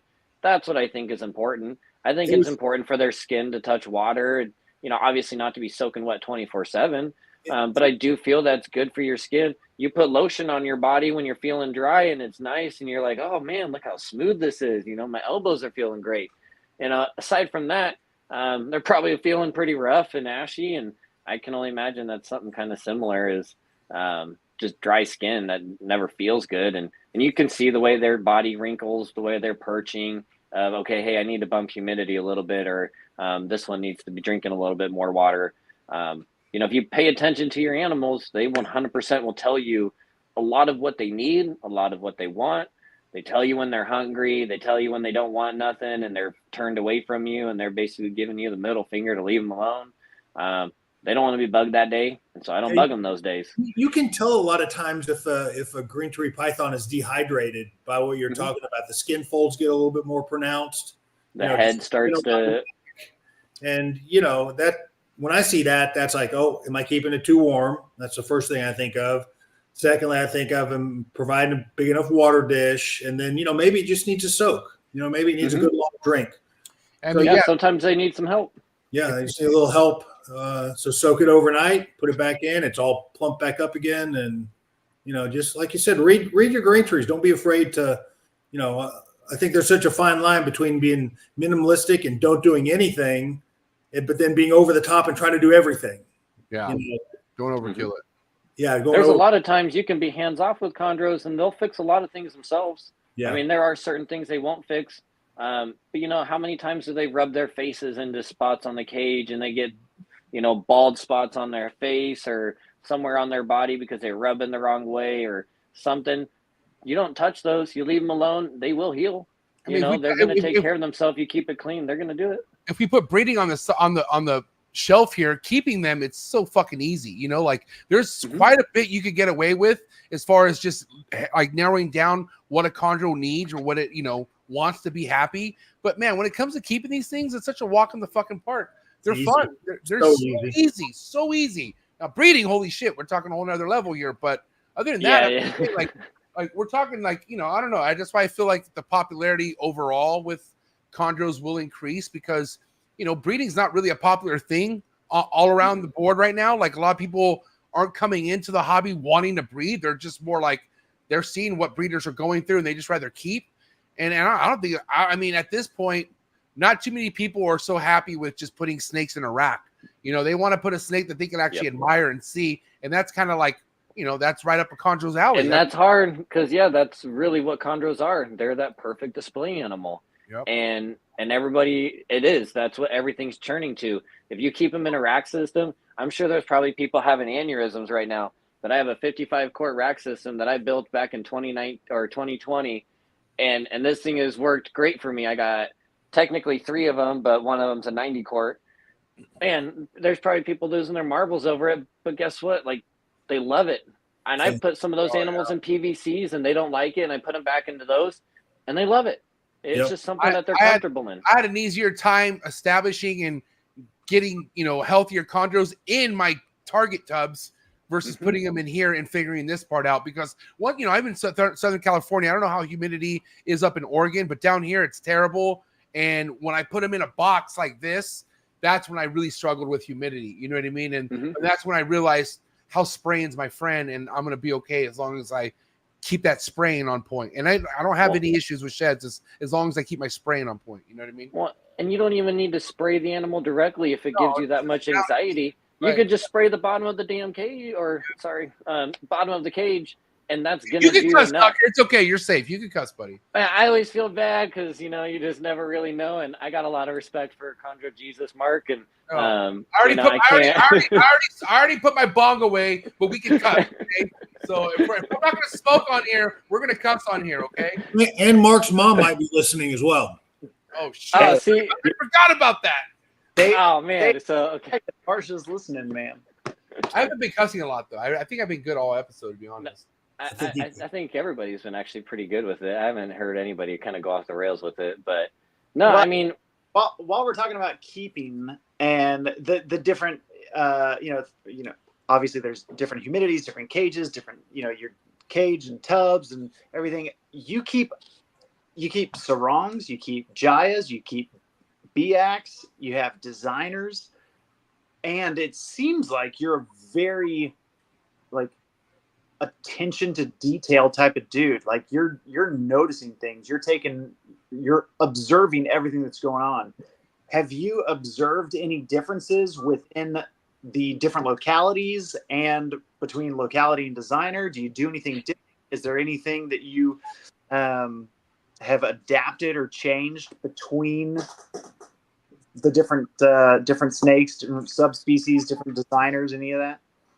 Not so much. As far as difference between localities and designers, to be fair, I have 17 adult animals in my collection, 17 adult to subadult. That's a pretty small collection, compared to a lot of, chondro keepers. That's not to count a handful of neos and the ones that are about to hatch. But, aside from that, I don't keep a massive collection of adults, and the designer experience that I have currently, they're all similar to really Bill Stiegel's line, with the Jaeger and Wamina. That's what one of my main males is from, and the other one's from Ryan Glenn. Aside from that, everything else is locality. I take that back. I do have that one Insanity line animal. That one is designer, but I don't keep them any different than, one from the other. Adult females, I'm typically keeping in 2x2 cubes. Males really have always been in the 55 quart tubs. I do have some 18x18x24s that I'll put males in, but my males are not big whatsoever. Yeah. Most of my males are between 350 to maybe 400 grams. I don't have any males that are 600, 700, 800 grams. All my males are pretty small. And I feed them typically every 2 to 3 weeks. I don't feed them really any differently. The females are the same, but they're getting bigger meals, so they're going to be growing. But I will alternate. I'll give them jumbo mice. I'll give them adult mice. I just kind of give them whatever I feel at the time is going to be the best for them. If I've given them rats over and over, I'm going to change it up. It might be a jumbo mouse. It might be an adult mouse. It's going to be something that's going to be appropriate to them. and it's going to bring some variety, especially with the adults, and changing it up a little bit. Yeah, you mentioned with your females that you even toe the line into that like small medium rat. And for me, I like the males that I have homegrown here. They're small. Like for them to take, a lot of them would be really hard pressed to have a jumbo mouse. Like they're small. Yeah. Is that what you're seeing with your males as well? Oh no, like a jumbo mouse to like a small, I guess it would be like, I don't even know what the size of the rats anymore because they are different. When you say like a weaned rat, to me, that's in between like a hopper and a crawler, something that's got some size and it's just barely starting to eat food, but it's not the size of a small rat that's obviously been thriving off of food and is kind of growing that way. Oh, that's not how you look at weans, because here weans is right underneath smalls. Yeah, I think Yeah. talking about like a rat pup. Yeah, there's rat pups. Well, and see, because rat pups are also really small and just fatty, and they have a bit of hair. I'm talking but their about like their eyes are open. They're more like eyes are open. I'm talking like crawling around. They got tail. They got a full body, or not full body, but full definition of a body. Right. But they're like dwarfs. In mice, they would be called hoppers. Something that's not exactly a smaller wean, but they're kind of young and all over the place. So it'd be equivalent to really in like an adult mouse. But a jumbo mouse, like to most of these males, that's a good sized meal. Yeah. And they're getting that about every 3-ish weeks. That's exactly what I feed. Most of my adult breeder males eat a jumbo mouse about every 3 weeks. I've got some that I've got a couple. Well, I've got one that can't eat a jumbo, and it'll eat an adult. But all the rest of them, again, I think if I had to guess, they're in the 500 to 600 gram range. Yeah. I only have one male here that I think I could probably feed a small rat to, but that would be a huge meal for him. Not too big where I'm like, oh my man, this is going to kill this animal. It would just be a large meal that I know that animal is going to be hugging that heat for like 4 or 5 days while he digests it. But most often, I don't want to feed anything bigger than like a hopper rat to a jumbo mouse. That's the size I'm going for, whether it's mice or rats. Females, I'm obviously going to hit a little bit bigger. I believe in feeding a little bit less frequently, but I also believe in giving them bigger meals. If you're feeding an adult female a large mouse every 3 weeks, I don't believe you're doing that animal any service, because that is not enough for them to really thrive and survive. One adult mouse, if you really look at the size of an adult mouse, not a jumbo, just an adult, there are so many people that feed their adult chondros just an adult mouse, and they do it every 3 weeks, 2 weeks. And I'm like, you really are kind of starving that animal. You're talking about an adult that's 4 feet long or more that needs a substantial meal. If you're going to feed it once a month, give it something freaking good, and then let it sit back and do nothing and process and let its body heal and do what it needs to do, and then feed it again. It's still going to grow that way. But if you're just feeding it small stuff, look at the poops. If those poops coming out aren't nice, big, healthy poops, you're not doing your chondro any service. I'm not saying you need to overfeed and give it massive meals and get them 1,000 grams back like in the early 2000s, but they can handle big meals. And they aren't eating, tiny rodents in the wild. They're going to be eating good sized meals. And I do believe they need to be fed those, just for their own body's sake, especially females when they stretch, when they build follicles, their bodies are growing, their ribs are pushing out. They need to experience things like that, in my opinion, to help them have a better and smoother process. If their body is stretched like that from meals, it's not going to feel as uncomfortable maybe when they have their ovulation. And that could just be, I could just be the crazy person on the screen. That's kind of this a compassionate side of when you look at things and go, I feel like this would be something beneficial to you. And it hasn't really backfired. To be honest, I haven't had, all my females have recovered so far, thankfully, knock on wood again. But it's just something where I've been really blessed, and it's not going to be that way forever. But I've paid a lot of dues over the years, and I've lost incredible animals, and I've had egg-bound females, and I've paid my dues, and I'm I'm blessed to have the success that I've had recently, and I'm looking forward to these eggs hatching. Man, in 10 days I could cut, or these eggs could hatch out, and there could be nothing in there. And that is the ultimate thing with chondros, is you never know what it's going to do until really the proof is there. Once those heads are poking out, that still ain't mean nothing. I've had heads poke out and then go right back in, and they die in the egg. Yeah. Heads poke out, and then umbilicals tied. Heads poking out don't mean go post it. Trust me, don't do that. Stay away from that shit. Wait. I did that one time, and guess what? The one that I posted, going, "Oh my god, I got one pippin," it died. No, the ones that didn't do it, I don't post them anymore. I've done that every time, and every time I don't learn my lesson. I'm telling you right now, I have patient issues for sure. Yeah, I even have this year I proved it myself. I posted pictures of the Bill IS to my Jaya repeat pairing. I was like, man, I'm gonna repeat this. This pairing's gonna go good. Like, I got it. Posting pictures of every lock and all this stuff. And guess what happened? Nothing. She is still eating and looks skinny as can be. I mean, I say skinny, but to me, she is skinny because she's not full of follicles or eggs at this time of year. She should be laying in 3 weeks or something like that. This would be around the time she would pre-lay shed, but she's still eating and not breeding. So that didn't work out that well. So I all my superstition, I try not to post breedings because of that. I just feel like I kind of jinx myself in it. Same with babies. I wait until things are out of the eggs, then I post pictures. I've hatched 3 ball python clutches, and a couple of them have had some absolutely crazy things that my buddy Dylan and I are working on. He's discovered a new gene in his collection, and we just proved the super this year. And I haven't posted any pictures because I'm terrible at stuff like that. So I'm someone good if you want to work a project that you don't want to be out there. It's because I will forget to post pictures, and I'll take pictures. I'll have them, but I am terrible at posting stuff and remembering. And then I'm like, oh, it's been a week, so this isn't exciting anymore. I need to go take a new picture. And then I forget to post that one. And so, yeah, you'll see a lot of the same stuff because I forget. I'm just terrible. Posting's half the battle, but you got to do it at some point. You know what I mean? Yeah. You're only hurting yourself by not doing it. And that's sure. Just a hard battle that I've kind of been playing with myself. I'm just like, why? I'm just doing myself a disservice by not posting pictures of things and not doing things. But then when I post pictures of things, no eggs come of it. So it's like, it's an evil battle. Yeah.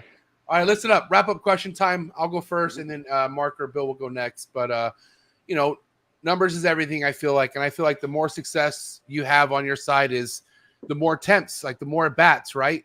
Overall, with where you have things headed, like where do you see yourself producing the amount of clutches, like the most at your peak? Like even if all goes your well and, the establishing goes in your favor, like how big do you want to go as far as a year goes with your clutch success? Do you feel like, what's the biggest amount you want? Next year I want 5. Next year I'm going for 5. So how many females would you have to pair to get 5, you think? I'm going to pair 5, and I'm going to try to do 100%. Not so much as in like, I know I could do this. I want to try it for myself.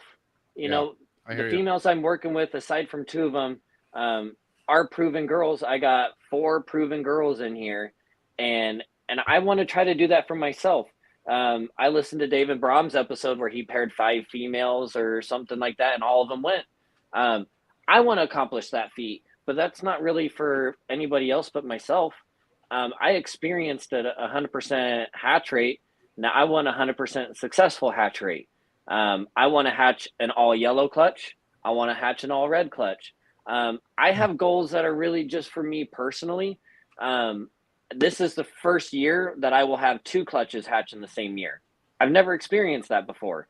I'm super excited for that. These are just milestones I get to check off myself, but maximum, I would love to see myself hit double digits. If I could produce 10 clutches in 1 year, it could be 1 baby from each clutch. I do not care. But if I can do 10 and hit a double digit, that would be the cherry on top. I wouldn't need to breed anything more than that ever again.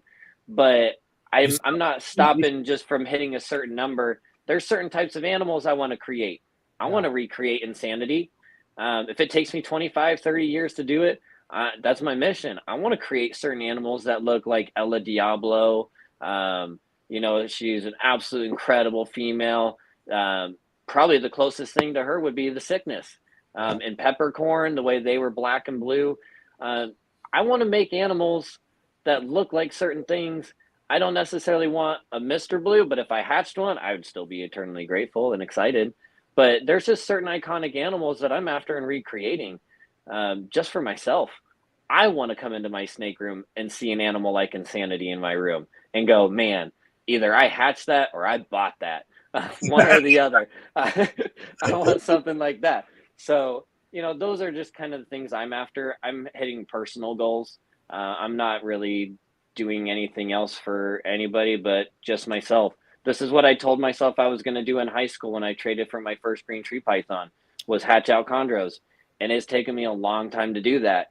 And I finally have something dialed in, and I will pat myself on the back. I put a lot of hard work and I've had a lot of failures, and I 100% am grateful for where I'm at. But it's not stopping. I love what I do. I love how I do it. I've seen success. I've tasted success. When you hatch out chondros, it's an addicting feeling. You chase it. You want it all the time.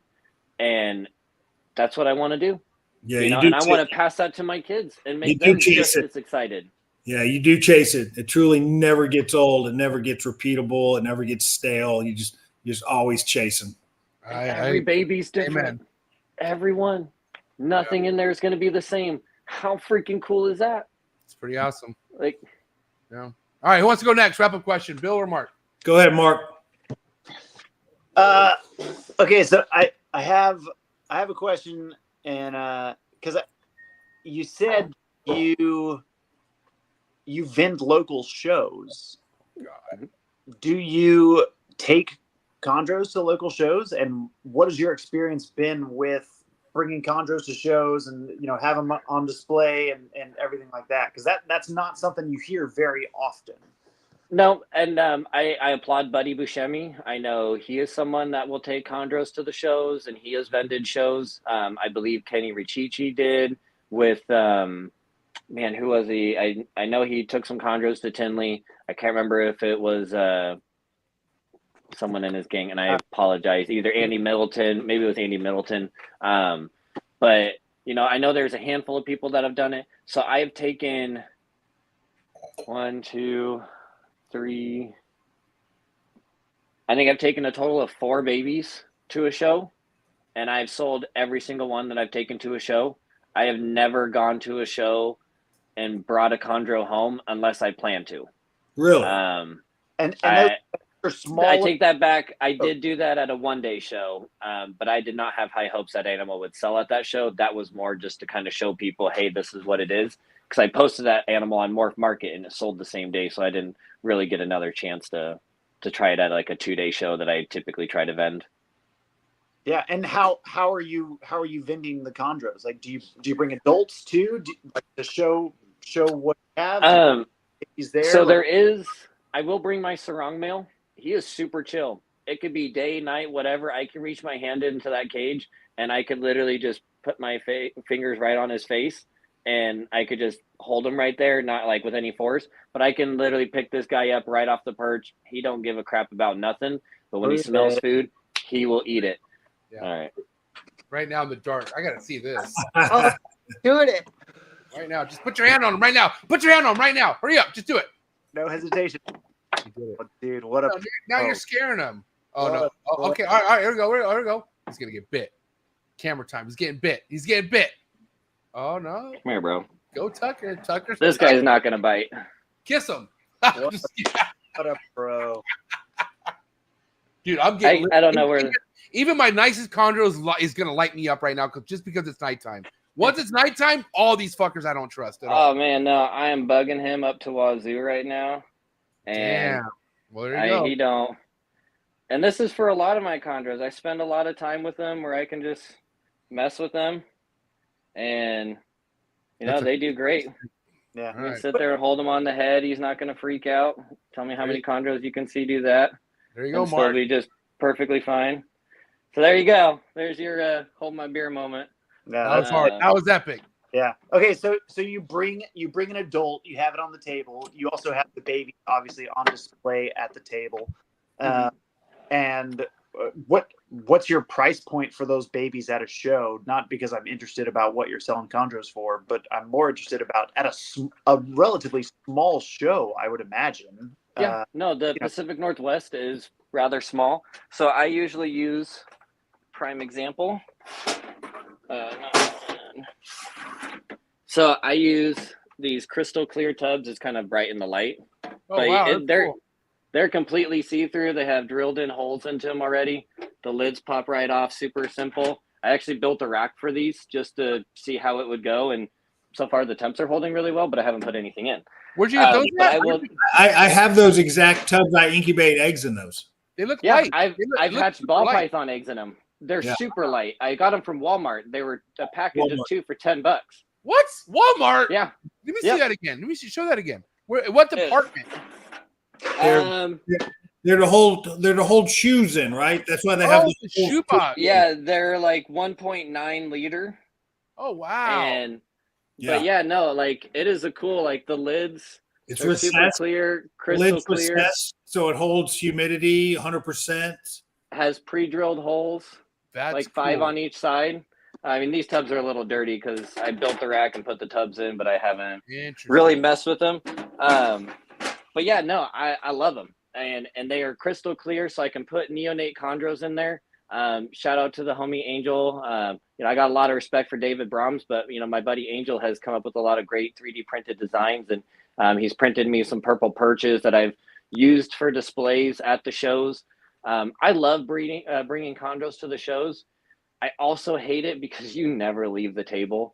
And I mean that with like so much love and appreciation for the people that want to know about these animals and learn, but you do not get a break. And that's kind of what you sign up for when you have a species that people are interested in. They want to know things. They might not even want to hold it. They want to know, what the heck is it? Where is that from? Is it venomous? Is it poisonous? You get all sorts of those questions, but you're not going to find it on any other table. Like it's like that's something that isn't really being displayed unless it's an import and it's dehydrated or not looking good. Oh man, I've walked around the show with this container just going, hey, check out a cool chondro, and everyone's like, oh, what is that? What is that yellow snake in there?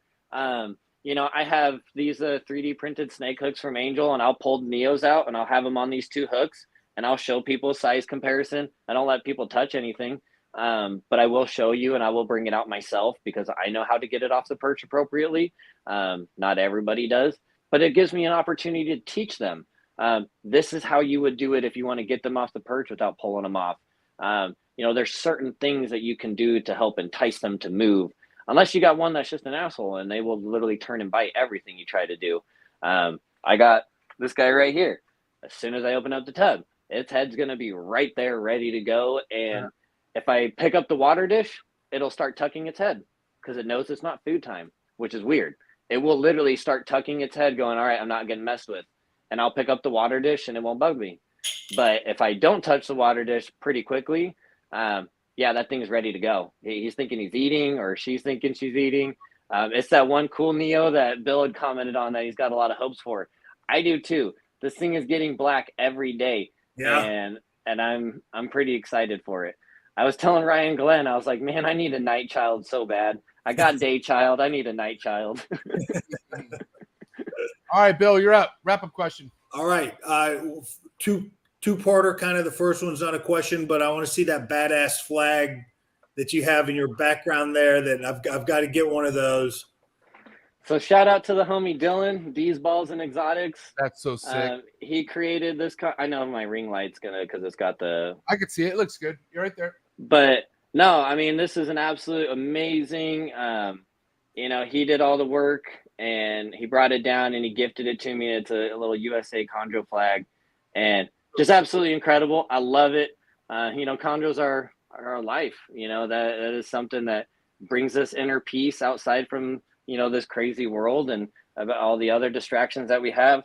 This is something we all get to come to, and so having something like this, I don't hang a lot of stuff on the walls, but when I do, it definitely has got to mean something, and this definitely means something. What's it made out of, Tuck? Is it wood or metal, or what is it? I know Dylan's still in here. It's wood. So that's It's a wood. piece of, I believe it's some fancy wood. Okay. I couldn't tell you what the name is. And he can make it in different sizes, right? I'm pretty sure he can. Okay. Yeah, He I'm gonna should reach be in out the to him. chat. Yeah, I'm going to reach out to him. I need one of those. Yeah, Sure. it's awesome. And, same thing with shout out to Angel. I know Bill got to see it, but the little shipping method that I got, Yeah. cool. Deli that cup. fits in those little deli cups that are completely removable. The Neo that I tested it with, it shipped perched and it arrived perched, and that was the goal I wanted, and that was awesome to kind of see that and to have something cool that can be custom color too. I mean, if you buy from Purple Rains, I want to see you get something purple that's going to be cool and you're going to remember it. I like purple. I think purple's amazing. It's an awesome color. It's my daughter's favorite color now, and I love it. It's my favorite. It's Both my our favorite. favorites. It's my favorite color, weed for sure. Dude, you know where Purple Rain came from? It's Weed. my favorite weed strain. My favorite weed strain is Purple Rain. And I smoked that in 2017 with my buddy Jeff Bermudez of Shoot, Exotic that's Constrictor Design. And guess what? Changed We your put life, two bro. things together. Man, my favorite weed, and what's the other thing I love? Reptiles. Purple Rain Reptiles. And it has never changed since then. And everybody's always asked me if it was Prince related. I didn't even know Prince had a song called Purple Rain until like 2020 when everyone's like, oh, what's this? And I was like, bro, it's just my favorite weed strain. I couldn't even tell you anything else. I just smoked this weed that I thought was epic and awesome. And it was obviously enough to help me remember it all these years ago. I knew But yeah, purple. that's where it came from. I knew purple had to do with weed, but I thought rain was because you're from Oregon and then you love reptiles. But I didn't know the strain was actually Purple Rain. Nope, there's a weed strain. It's a sativa strain, and it is called Purple Rain. And I do have seeds of it, and I do plan to grow it. I mean, you got to go full circle. You're a breeder. You're a breeder. I try my best, man. I'm just really excited, but.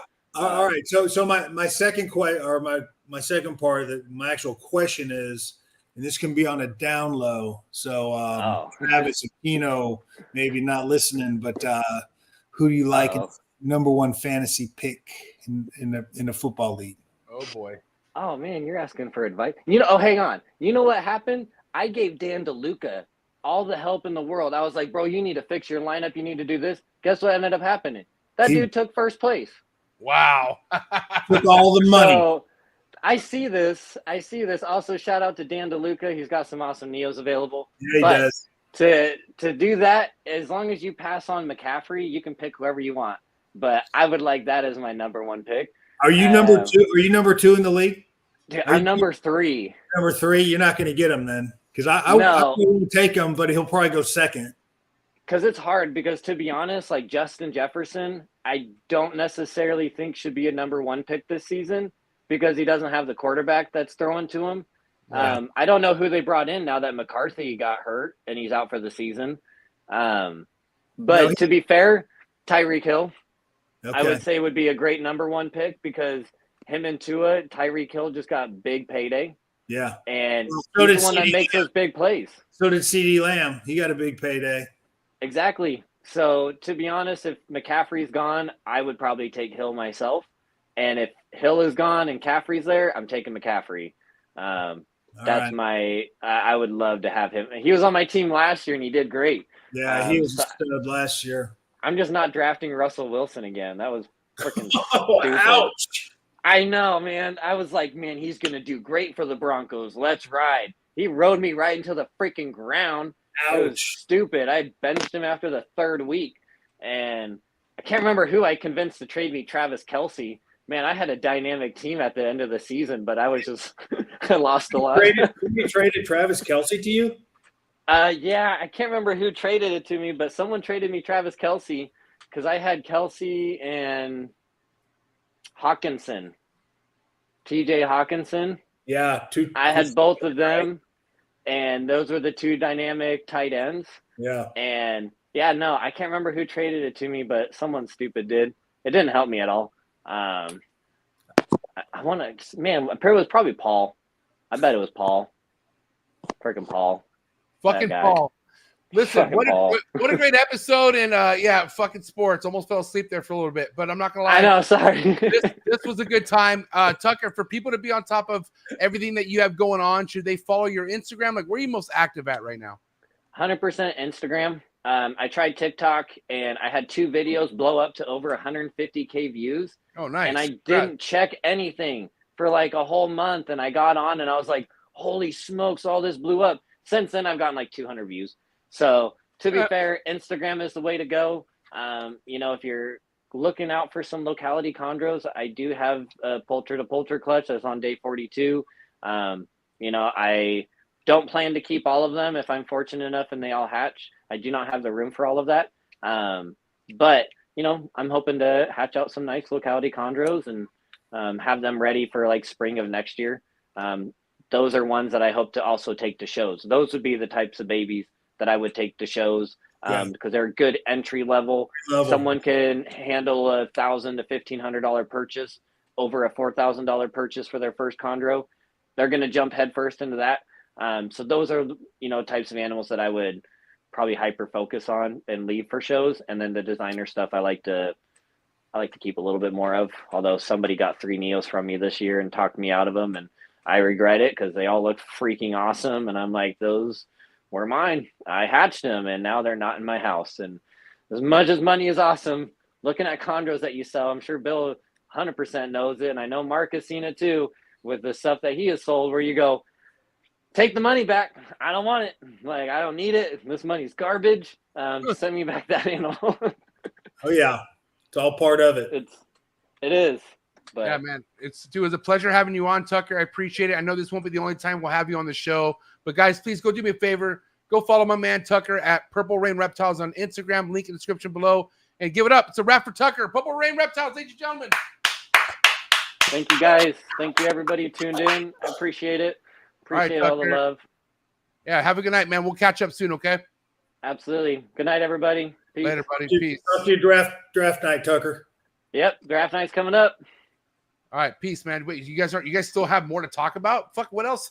How much did you guys just talk about now? About how many tips do you need, Bill? I need a lot of help. I finished last place last time, so I need a lot of help. What is Mark showing? I don't know what that is. It's a ginger on air. Dude, that's like 10-year-old Mark wakeboarding, not playing sport. Not worried about chondros, just living life. Dude, hey, what a great episode. I had no idea that this guy's history went back that far with chondros. And this is I didn't either. It's so awesome. And like he was like 14 or 15 when he got his first arboreals. Like, got those emerald tree boas when he was like 14 years old. That's crazy.